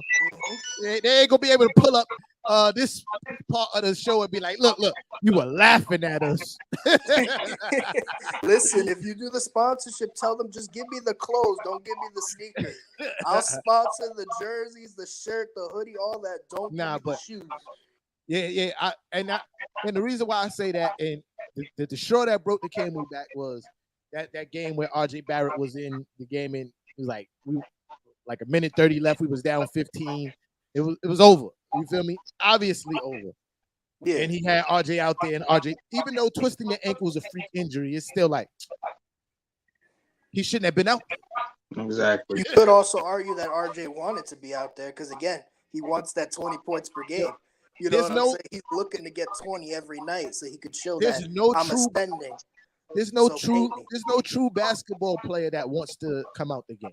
Like, they all want to be out there. They could be hands on knees, sucking major wind, and they said, "Nah, coach, leave me in." I'm good. But it's the coach's job to be like, "No, there's a bigger picture here. This game is over. Sit your ass down, so we can get ready for the next one." Yeah, I feel you, but I'm saying, like, if I'm the coach, I'm telling you right now, I want RJ playing all 48 minutes because this squad is trash. Like I want RJ at point guard, shooting guard, small forward. You play power forward too. Go to the center, rebound the ball too, because like I need 5 RJs. Yo, 5. Steven, Like this Steven, squad look, is bad, man. yo, Like it's really Just a bad. real question though, right? Since you said starting point guard, I don't know if you see I said this a while ago. Since you said playing point guard, I said if you're gonna continue to put Alec Burke in the starting lineup, let RJ Barrett run point. Okay. I'll rather RJ Barrett running point than Alec Burke. Okay, which I get because RJ is a good spot up shooter off the ball. He's not exactly elite at that. Although some people would argue he can hit the corner 3 at an efficient clip. That doesn't mean outside shot. You got to hit on the wing too. Yeah. But you're gonna have RJ bring the ball up. Then you need Burks and Fournier both sitting on the left and right wing, and you need RJ to ISO up top. But RJ wants to ISO on the wing. So if you're going to have RJ ISO on the wing, you're better off just having Burks bring the ball off and hand it off to him. You know what I'm saying? That's the reason why I'd rather have Burks bring the ball up than RJ, so RJ can just catch it at the wing, and then they could space the floor and ISO it. If you bring RJ up, he's going to tire himself up dribbling the ball up, and then, people are going to think he's the point guard. We got to set him a screen to get him open, and RJ just wants to ISO. You know what I mean? RJ initiate offense from the top of the key. He can do it. You feel me? But I just think he doesn't like to. You know what I mean? I just think nobody that did a starting unit is my preferred choice overall for point guard. Yeah, you feel me? I know you now, if I'm point guard. I do too. But if still, I'm choosing, he's what we got. He's what we got. Like I still said, he's the best not what we got. We got. We should be playing Emmanuel Quickly at point guard. That's who we have. I agree, bro. Back in January, I said start quickly. This 5-game streak is over. It's done. It's finito. We're not winning anymore after this. But again, like I said, he makes a valid point because I've been telling you and Kev this, but you guys don't seem to believe it's an issue. The front court shooting is bad, bro. Like any point guard on this team who wants to run pick and roll is looking like I'm not passing it to the power forward. I'm not passing it to the center unless they're right underneath the basket. I'm not giving it to RJ unless he cuts back door or he's in the corner. And I'm certainly not giving it to the shooting guard or Burks, whether it be Burks or Fournier, whoever the hell played shooting guard, unless they're wide open because you don't want to see their asses dribble. I sure as hell don't want to see Burks or Fournier ISO at the shooting guard position. That ain't fun. You know what I'm saying? So no matter what point guard you bring in, it's bad, man. Like every time I see Fournier try to get into his bag, every time I see Fournier try to get into his bag and start dribbling, I'm like, oh, this is a miss. This is telling you. When you replace Randall with a stretch 4, and any point guard is gonna say, I can work with this. Like, I can work with this. Because then Mitch's game opens up now. Because now Mitch is actually a threat. Because guess what? Randall's man ain't there next to Mitch. And all Mitch got to do is bully him like you've been saying, like the big boy. Bullying him and dunk on him like a big man's game type shit underneath the rim. What I need Randall to do more often, too, is when he do set the screen, like, take that mid-range shot. Because sometimes it'll be there for him. Like, he'll come off the screen. Yeah. He'll set in the high post, and he won't take the shot. It is there. He can't seem to hit it spot up, like face up. Like he has to dribble left, right, or back to hit it or something. I don't understand. I've seen him do it. I've seen him take the ball, catch it, rise up, and shoot that mid-range shot and make it. And I'm like, the last time I saw that was last year, bro. And that was I saw him do it once this year. He was on the, but he wasn't in the high post. Yeah, listen, because he doesn't take the shot. Him, or was there nobody there? Because if there was nobody there, then yeah, I saw that. But with somebody on him, I mean, if there's somebody on him, face somebody up closing and shoot in front of him, I haven't seen that all season. I'm saying I've seen him take the shot where it's adequate enough space. It's not like they were on him right on. Yeah, right. That's my point. It's like he got a shoot around shot. Like there's a difference between a shoot around shot and then being open and your man's there. You know what I mean? So take it. You feel me? But take that shot. You feel me? If it's there, he won't take that shot. He has because to again, I told you from day one, he's a built slasher. He's a rebounding slasher. Anything else he does is icing on the cake. It's not his resume. Like, it's not what he's built to do. Like, you know how you tell me RJ's working on his off the dribble game, and I'm like, Yeah. that's cool. But in high school and college, this is what he was doing, dunking. That's it. Like, remember when people told me Kevin Knox, his shot kind of looks like, Larry Bird, like, spot up. He's 6'9", prototypical small forward. If we could develop this dude, he'll be a threat. And I would tell them, like, yeah, but he shot wide open shoot around shots in college. Spot up. It wasn't like they were guarding him and he was shooting over them like Bird in their face. He was wide open, spot up, and he was dunking in high school. So you drafted a slasher at small forward twice. You drafted a freaking slasher at fucking point guard because that's all Frank could do is hit a layup. You know what I mean? Like, there's not much else you're gonna get with that shit. He could barely do that shit. When it's contested, he could barely do that shit. You drafted a slasher, undrafted, and Mitch, dunking because they said he was hitting jump shots in high school. And then I tell people, watch the tape, wide open, nobody on him. That's shoot around. That doesn't mean you got a resume. You got to be able to hit it with somebody guarding you. Then you're legit. Then we're like, okay, he can do this shit. Like, this is real. You never get shoot around shots like that in the playoffs, which Randall found out last year. That shit was quick. That shit ended real quick. He was like, hold on a minute. I'm not wide open no more? The fact that, granted, I say Randall should have, as a star, you should have found a way to be more effective. But also that the fact that the whole team was ass, like the whole team was ass. Like, you couldn't get no kind of production from nobody else. Nobody. After that first it was game, painful to watch, for like 12 games, like he disappeared. Derrick Rose was gassed, obviously. Yeah. It's like, bro, like I'm watching Julius Randle and I'm watching the whole defense go, you're not scoring. You're not scoring. One of these other niggas gonna have to do it, but you're not doing it. And nobody else could even hit open 3-point shots. We were shooting 3-pointers at a foot. Like, we had like 5 guys shooting threes at a 40% clip that season. You're right, but I was also making the argument, man, because like he would get double teamed in the post, and these passes, like, they weren't accurate, nor were they timely. So when the guard got it, there was 5 seconds left on the clock, and it was like, I gotta shoot this bitch, because it's like I'm not gonna take it off the dribble, with 5 seconds left and try to make something happen. Like, if you watched early in the season, a lot of times when they got the ball, the game clock was like ringing, like it was going red, like it's pull it. Like, it even happens to Toppin. Like, a lot of the missed threes in the corner, you see Toppin, you got like 2 seconds on the clock.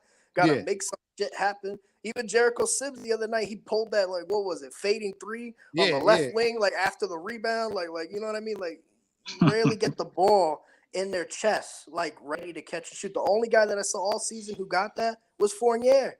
That was the only guy that where Randall got the ball in the low post, he trusted enough to set him up in his spot, right in his chest, to get the ball. Like, not even RJ. RJ, all the points he gets, he creates for himself. It's not like Randall creates for him. You've seen more reverse. RJ creates for Randall and Mitch, tossing lobs, setting them up. You rarely see Randall set them up. I've seen Randall set up RJ. I've seen Randall set up RJ for quite a few open threes. Like, for what? Like a corner 3? Like, you've corner seen that? 3 Like, on the wings type shit? Yeah. Also on the wing.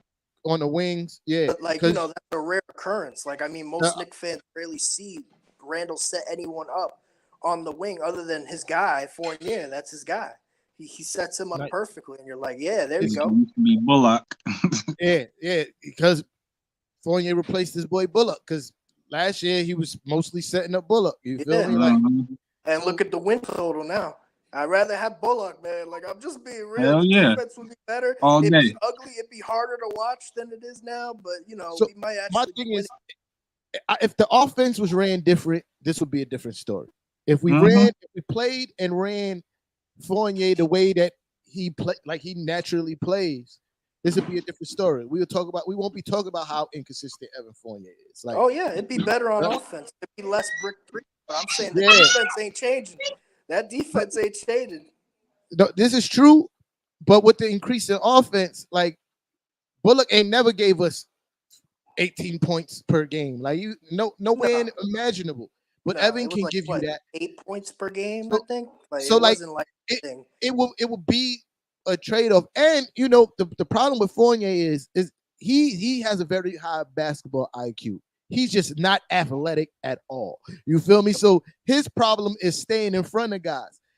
He's a pretty decent help defender. Like when he sets his mind to be effective in the help situations, passing lanes, like collapsing on guys while they're penetrating, I he just does thought good. about something funny. I just realized something. The Knicks got What? an obsession with these French players. I just realized that they drafted Frank Ntilikina.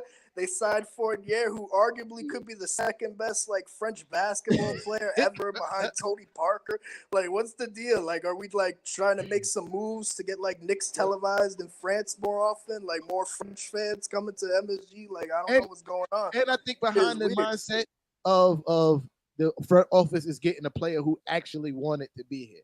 Like this was a preferred destination. Like not somebody that's just like, oh, y'all giving me money, so I'm pulling Yeah. up.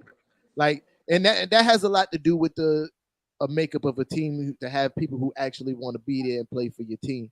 So I And think don't that get those me wrong, it's cool to have guys that want to be here, but I'd rather have them on a 1-year deal and they don't yeah, know if they want to be here or not, but the fit is better. You know what I mean?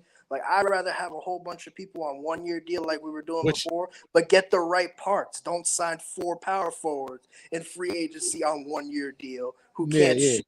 Give me, yeah, like, we only had, like, what, Bobby Portis? He was the only one that could actually hit a jump shot at power yeah, forward. I'd yeah. That, rather have 1-year deals but specialists. Just have them come in and do a role. Like one guy can be Marcus Smart on defense. He might not shoot like Marcus Smart, but that's cool. We just need you there to pick up for RJ and Randall.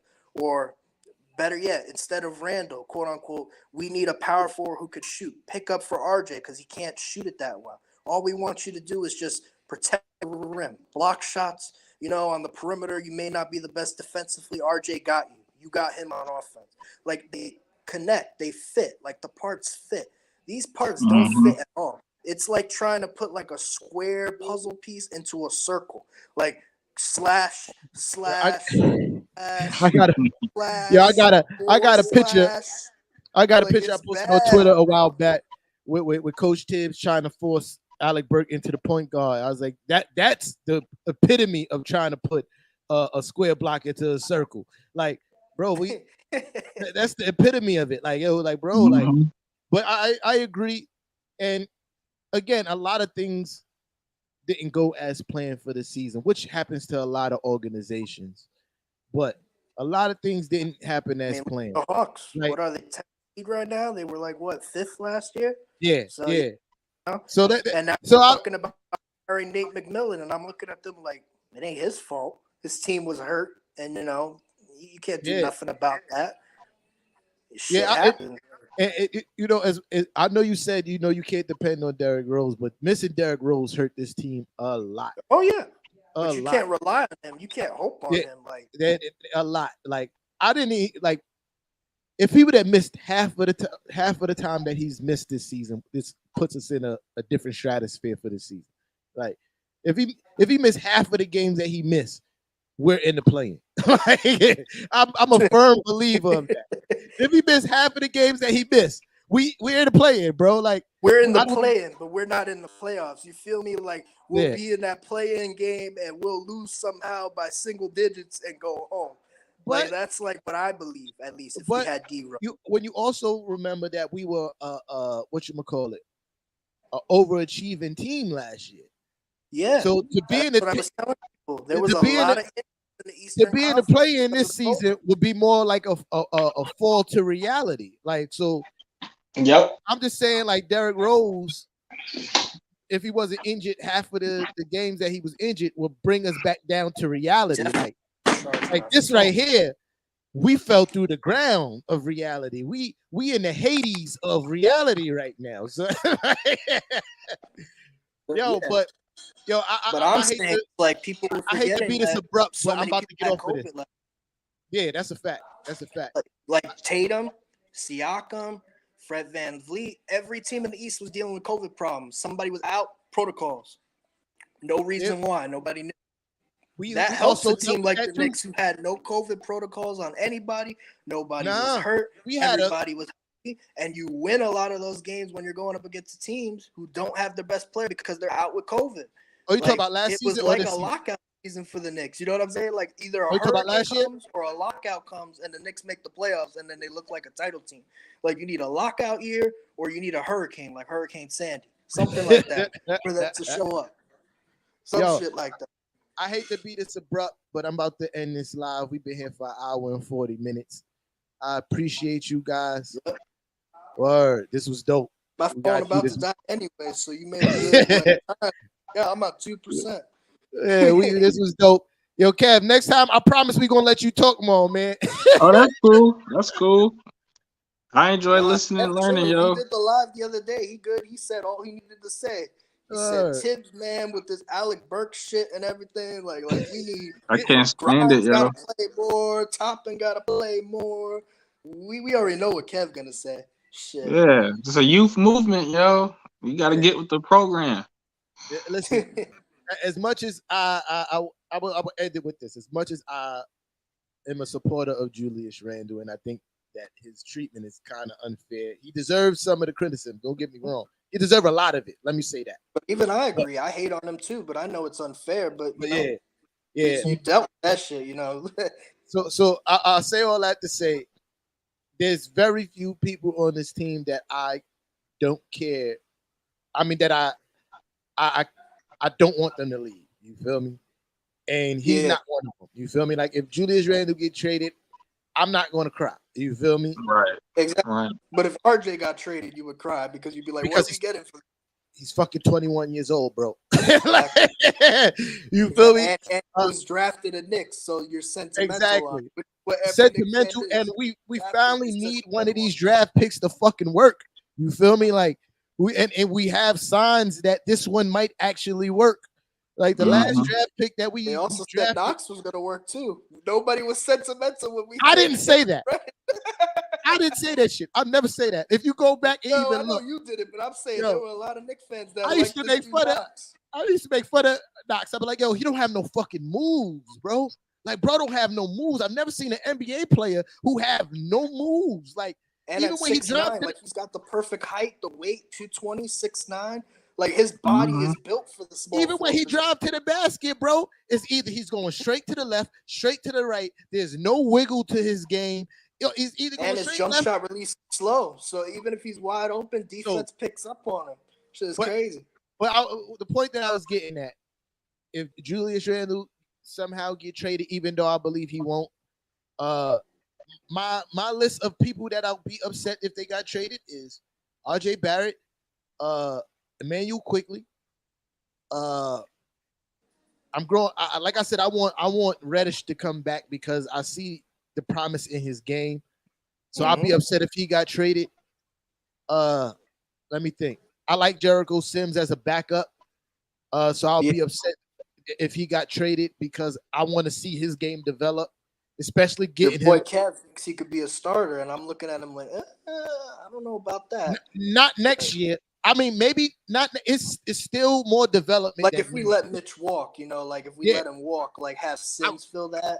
I don't think that he's too far off from Mitch. You feel me? I don't think that he is too far off. I'd rather have Nerlens Noel start than Sims, and I remember Noel this year was bad, but you know I'd rather have Noel because at least he's only bad because he's injured. You feel me? He hasn't been healthy, and it was evident. Like his move, you when he was on the court, you see that he couldn't move the way that he was moving last year, and that's why he stunk up the joint. You feel me? He's already at a deficiency of being a pencil thin. So you take away his one strength, which is his lateral quickness. Like, he's gonna be ass. Like that's the thing. So yeah, like so again, like I don't think that Sims is too far off from Mitch. So I get where Kev is saying, like, if Mitch goes, their games are very similar. They defend the rim. That's about it. But no, that I think Sims got a better motor than Mitch. I think he's shorter than him, so you know he. I think he runs the floor way better than Mitch. He run the floor way better than Mitch. He defends the perimeter way better than Mitch. It's just the little nuances of the game where Sims have to pick up on. He has better hands than Mitch. He catch better in traffic than Mitch. Mitch can't catch shit in traffic.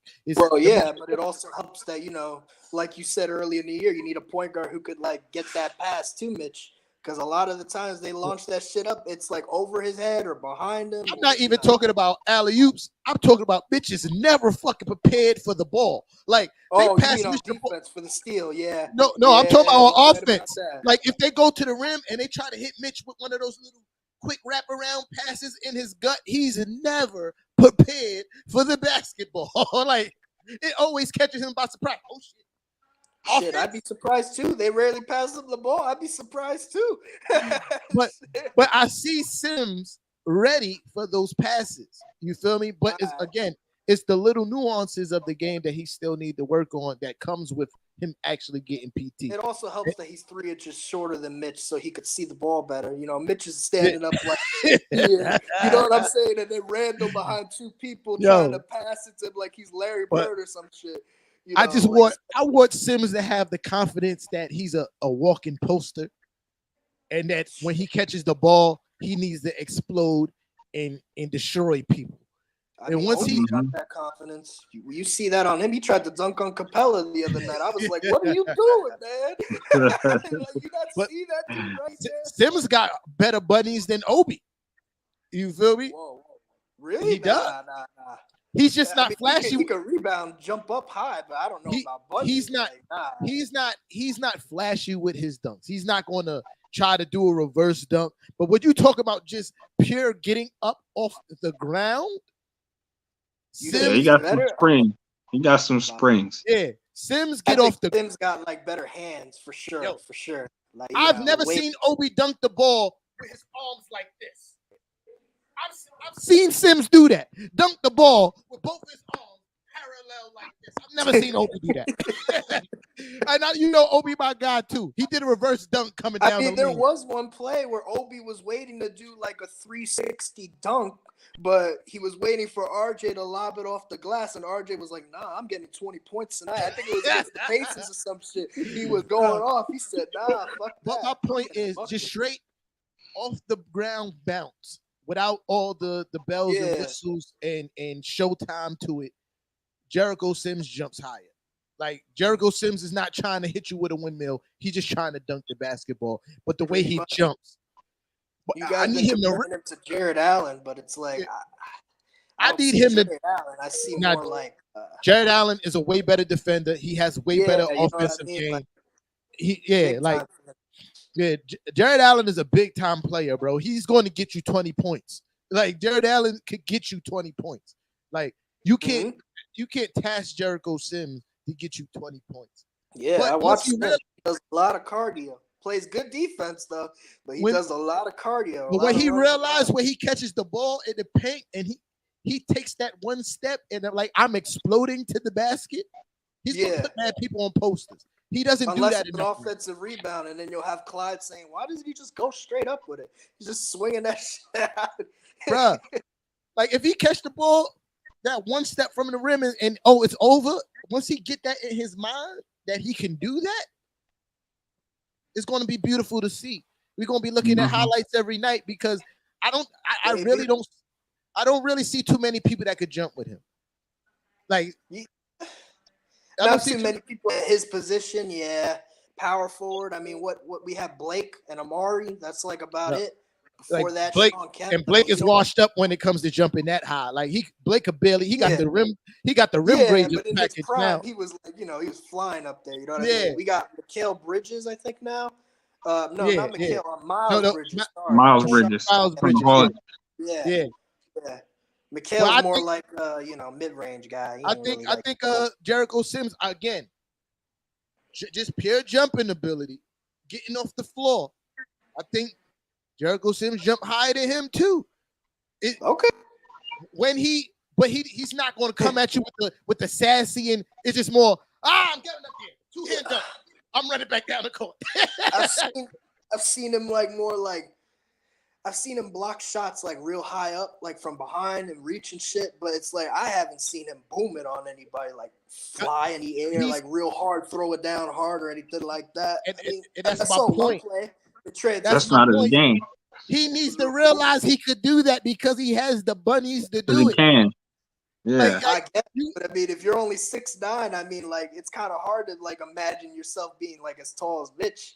Like you've seen it. Like Mitch got the size, but he don't got like the mentality to like attack offensively. It's the same thing with Sims. Sims doesn't have the size though. He I need doesn't to have sit the behind the size, bench and in he the don't Knicks have the game one mentality. time so I could talk to Jericho Sims all game. I'm like, if you don't start dunking on these motherfuckers, man, like if you don't start just straight up dunk, like yo, what are you waiting for?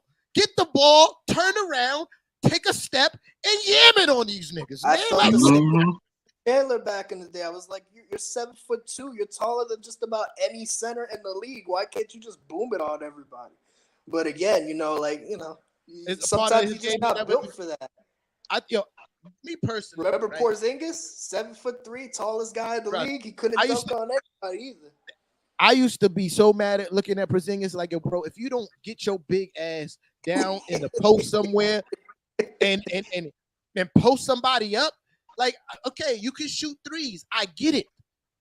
But I don't want to see you shoot a majority of your shot from the three-point line. You're 7'3". And you know what's funny is when he started listening to you and dunking on people, he tore his ACL against Giannis. That's the crazy thing. My thing was, I didn't even want him to dunk on people, bro. I just want him to get closer to the basket because he's 7'3". High percentage shots. My thing was like, yo, if I was the organization, I'll pay for him to go to Akeem Olajuwon school. Like, we're going to get your footwork A1. Because you know why? By Carmelo Anthony and Dirk Nowitzki to post up. And in that third year, the man had a fadeaway, a post step back, turnaround fadeaway, a spin move, shimmy fadeaway, left leaning in. He could face you up. He could do it. He was the whole thing. He's the prototypical power forward you want. Maybe not at 7'3". You might want him a little more mobile than that. But yeah, he's the prototypical power forward you want. And now look at him now in Washington. Injury. Like for second instance, best player to Bradley Beal. Like, for instance, right? Even though Amari Stoudemire's career ended earlier, but I think it was almost over before he came to the Knicks, right? Yeah, for sure. And you saw it with Nash and them. Like they knew it was over. When he extended his career at least 2 more years by going to Akeem Olajuwon school. You don't get those 30-point games from Amari Stoudemire without the moves he learned from the Akeem the Dream. And I was looking at Stoudemire like, yo, if he stay healthy, oh God, look how he's playing. That's what people were saying in 2016. They heard Amari was like working with Hakeem and shit. Like we should keep him. Like he might turn into like that low post threat with Bello and Porzingis and shit. And then we shipped him off to like Miami or whatever. Yeah, because he kept on getting hurt. Overseas and won a title. I think it was where? What was it again? Spain or some shit? I think he went Israel, because he's Jewish. He went to Israel. There you go. Yeah. There you go. So but if he didn't get injured, bro, like he was trending in the right direction. Because the Akeem school, and I feel like so many like imagine Kristaps Porzingis with his stupid long ass arms developing a hook shot. Yeah, being unstoppable. Who the fuck is going to defend should that? have went to Kareem or Moses Malone for that. Like they would tell you how to do the hook shot right there. Or just go to the greatest hook shot shooter of all time, Lou Alcindor, aka Abdul-Jabbar. Jabbar. You feel me? Like go to 7'3" and really long arms. I'm going. That's what Kareem was. They talking about how Giannis and DeAndre Ayton are trying to bring the hook shot back because they're adding it to their game. Like whenever they're close to the rim, they do that baby hook shit. Like like turn around and shit. They trying to bring it back, like something like that. Like me, something I in your like psychology gotta. Somebody got something in your psychology. Got to go. It's a reason why this guy still is until LeBron passed him, the most scored points in NBA history. Mm-hmm. Because they could not defend the hook shot. Because he was 7'2", really long arms. He was only blocked by Wilt Chamberlain, and that was Chamberlain when he was washed up, like on the Lakers. Like old Chamberlain was the only one that blocked Kareem. And Chamberlain was a freak athlete, bro. Like, yeah, like freak athlete. And he was 7'1" himself. Like he was 7'1". Like he was only 1 inch shorter, and he could like long jump, triple jump, shit. Like he was. Oh my god, bro! So, he was tossing it over the back of the backboard and like catching it on the other side and scoring. Like, what type of shit is that? This is what I'm saying. So it makes sense, and I always wondered like why these really tall guys never got a hook shot in their game. Like, especially somebody like I keep on mentioning Porzingis because he's 7'3" with super long arms. I'm telling you, bro, it's because of Steph Curry and Dirk Nowitzki and KD. And those three guys, all three of them, everybody wants to shoot the jump shot.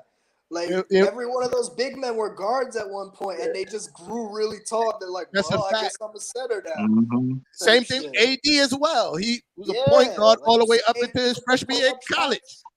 Like, So it's like, I get it, but me personally, I'm trying to get buckets, and I'm trying to score the most buckets I could possibly score. Like, okay, if I can make the three, that's dope. But if I could get freaking 10 feet from the basket and flick my wrist like this, even Shaq developed the hook shot. Yeah. Mm-hmm.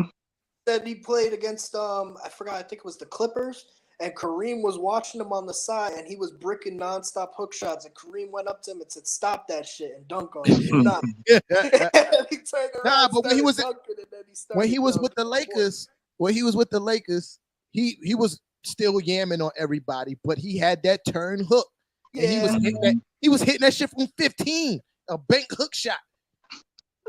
Like, if Shaq big ass could develop a hook shot where he could literally overpower everybody every play of the game, there's no fucking reason Kristaps Porzingis 7'3" ass like Embiid and Giannis, because he says, if I played in the game today, I would attack the rim like Giannis, bring the ball up the floor like Giannis, and then when I'm in the half court, I would work on my 3-point shot like Embiid and catch and shoot, like stretch the floor. That's what Shaq says. If I played in today's game, boy, you would see a different breed of Shaq, because I'd be shooting threes. Shaq had handle though, which is crazy. Yeah, Shaq in Orlando, bringing the ball up the floor, see that shit like behind the back, throwing Shaq had handle. So it would make sense. Shaq in this generation would have been scary. Shaq would probably average 40 a night. Shaq is the only guy to average 35% from three, but then he'd still shoot poorly from the free throw line. It would be like 60% from the free throw line, but his 3-point percentage would be like 35, 38% if you today's game. Like something crazy off that shit. Yo, that's a fact. Yo, I'm getting off this for real this time. You know I'm having a good time because I said I was gonna get off of this shit like 15 minutes ago, but I'm still here. That's why y'all know y'all good conversation. You feel me? I appreciate y'all guys for pulling up. I appreciate everybody that was in the chat. You feel me? We out talk the viewers. You feel me? Like usually tomorrow, be back. Oh, wow. We do have the one who got the deets on the comments. I can't see the comments. I gotta get like 3 more phones. Switch to Facebook, Instagram. You got Twitch and all that shit. The comments died a while ago. You feel me? The comments died a while ago. Like, cause we've been on here for a minute. Like, I think the last comment was a half an hour ago. You feel me? There you go. Yeah. Well, y'all appreciate y'all. I holler, man. All right, let me end this live. Word.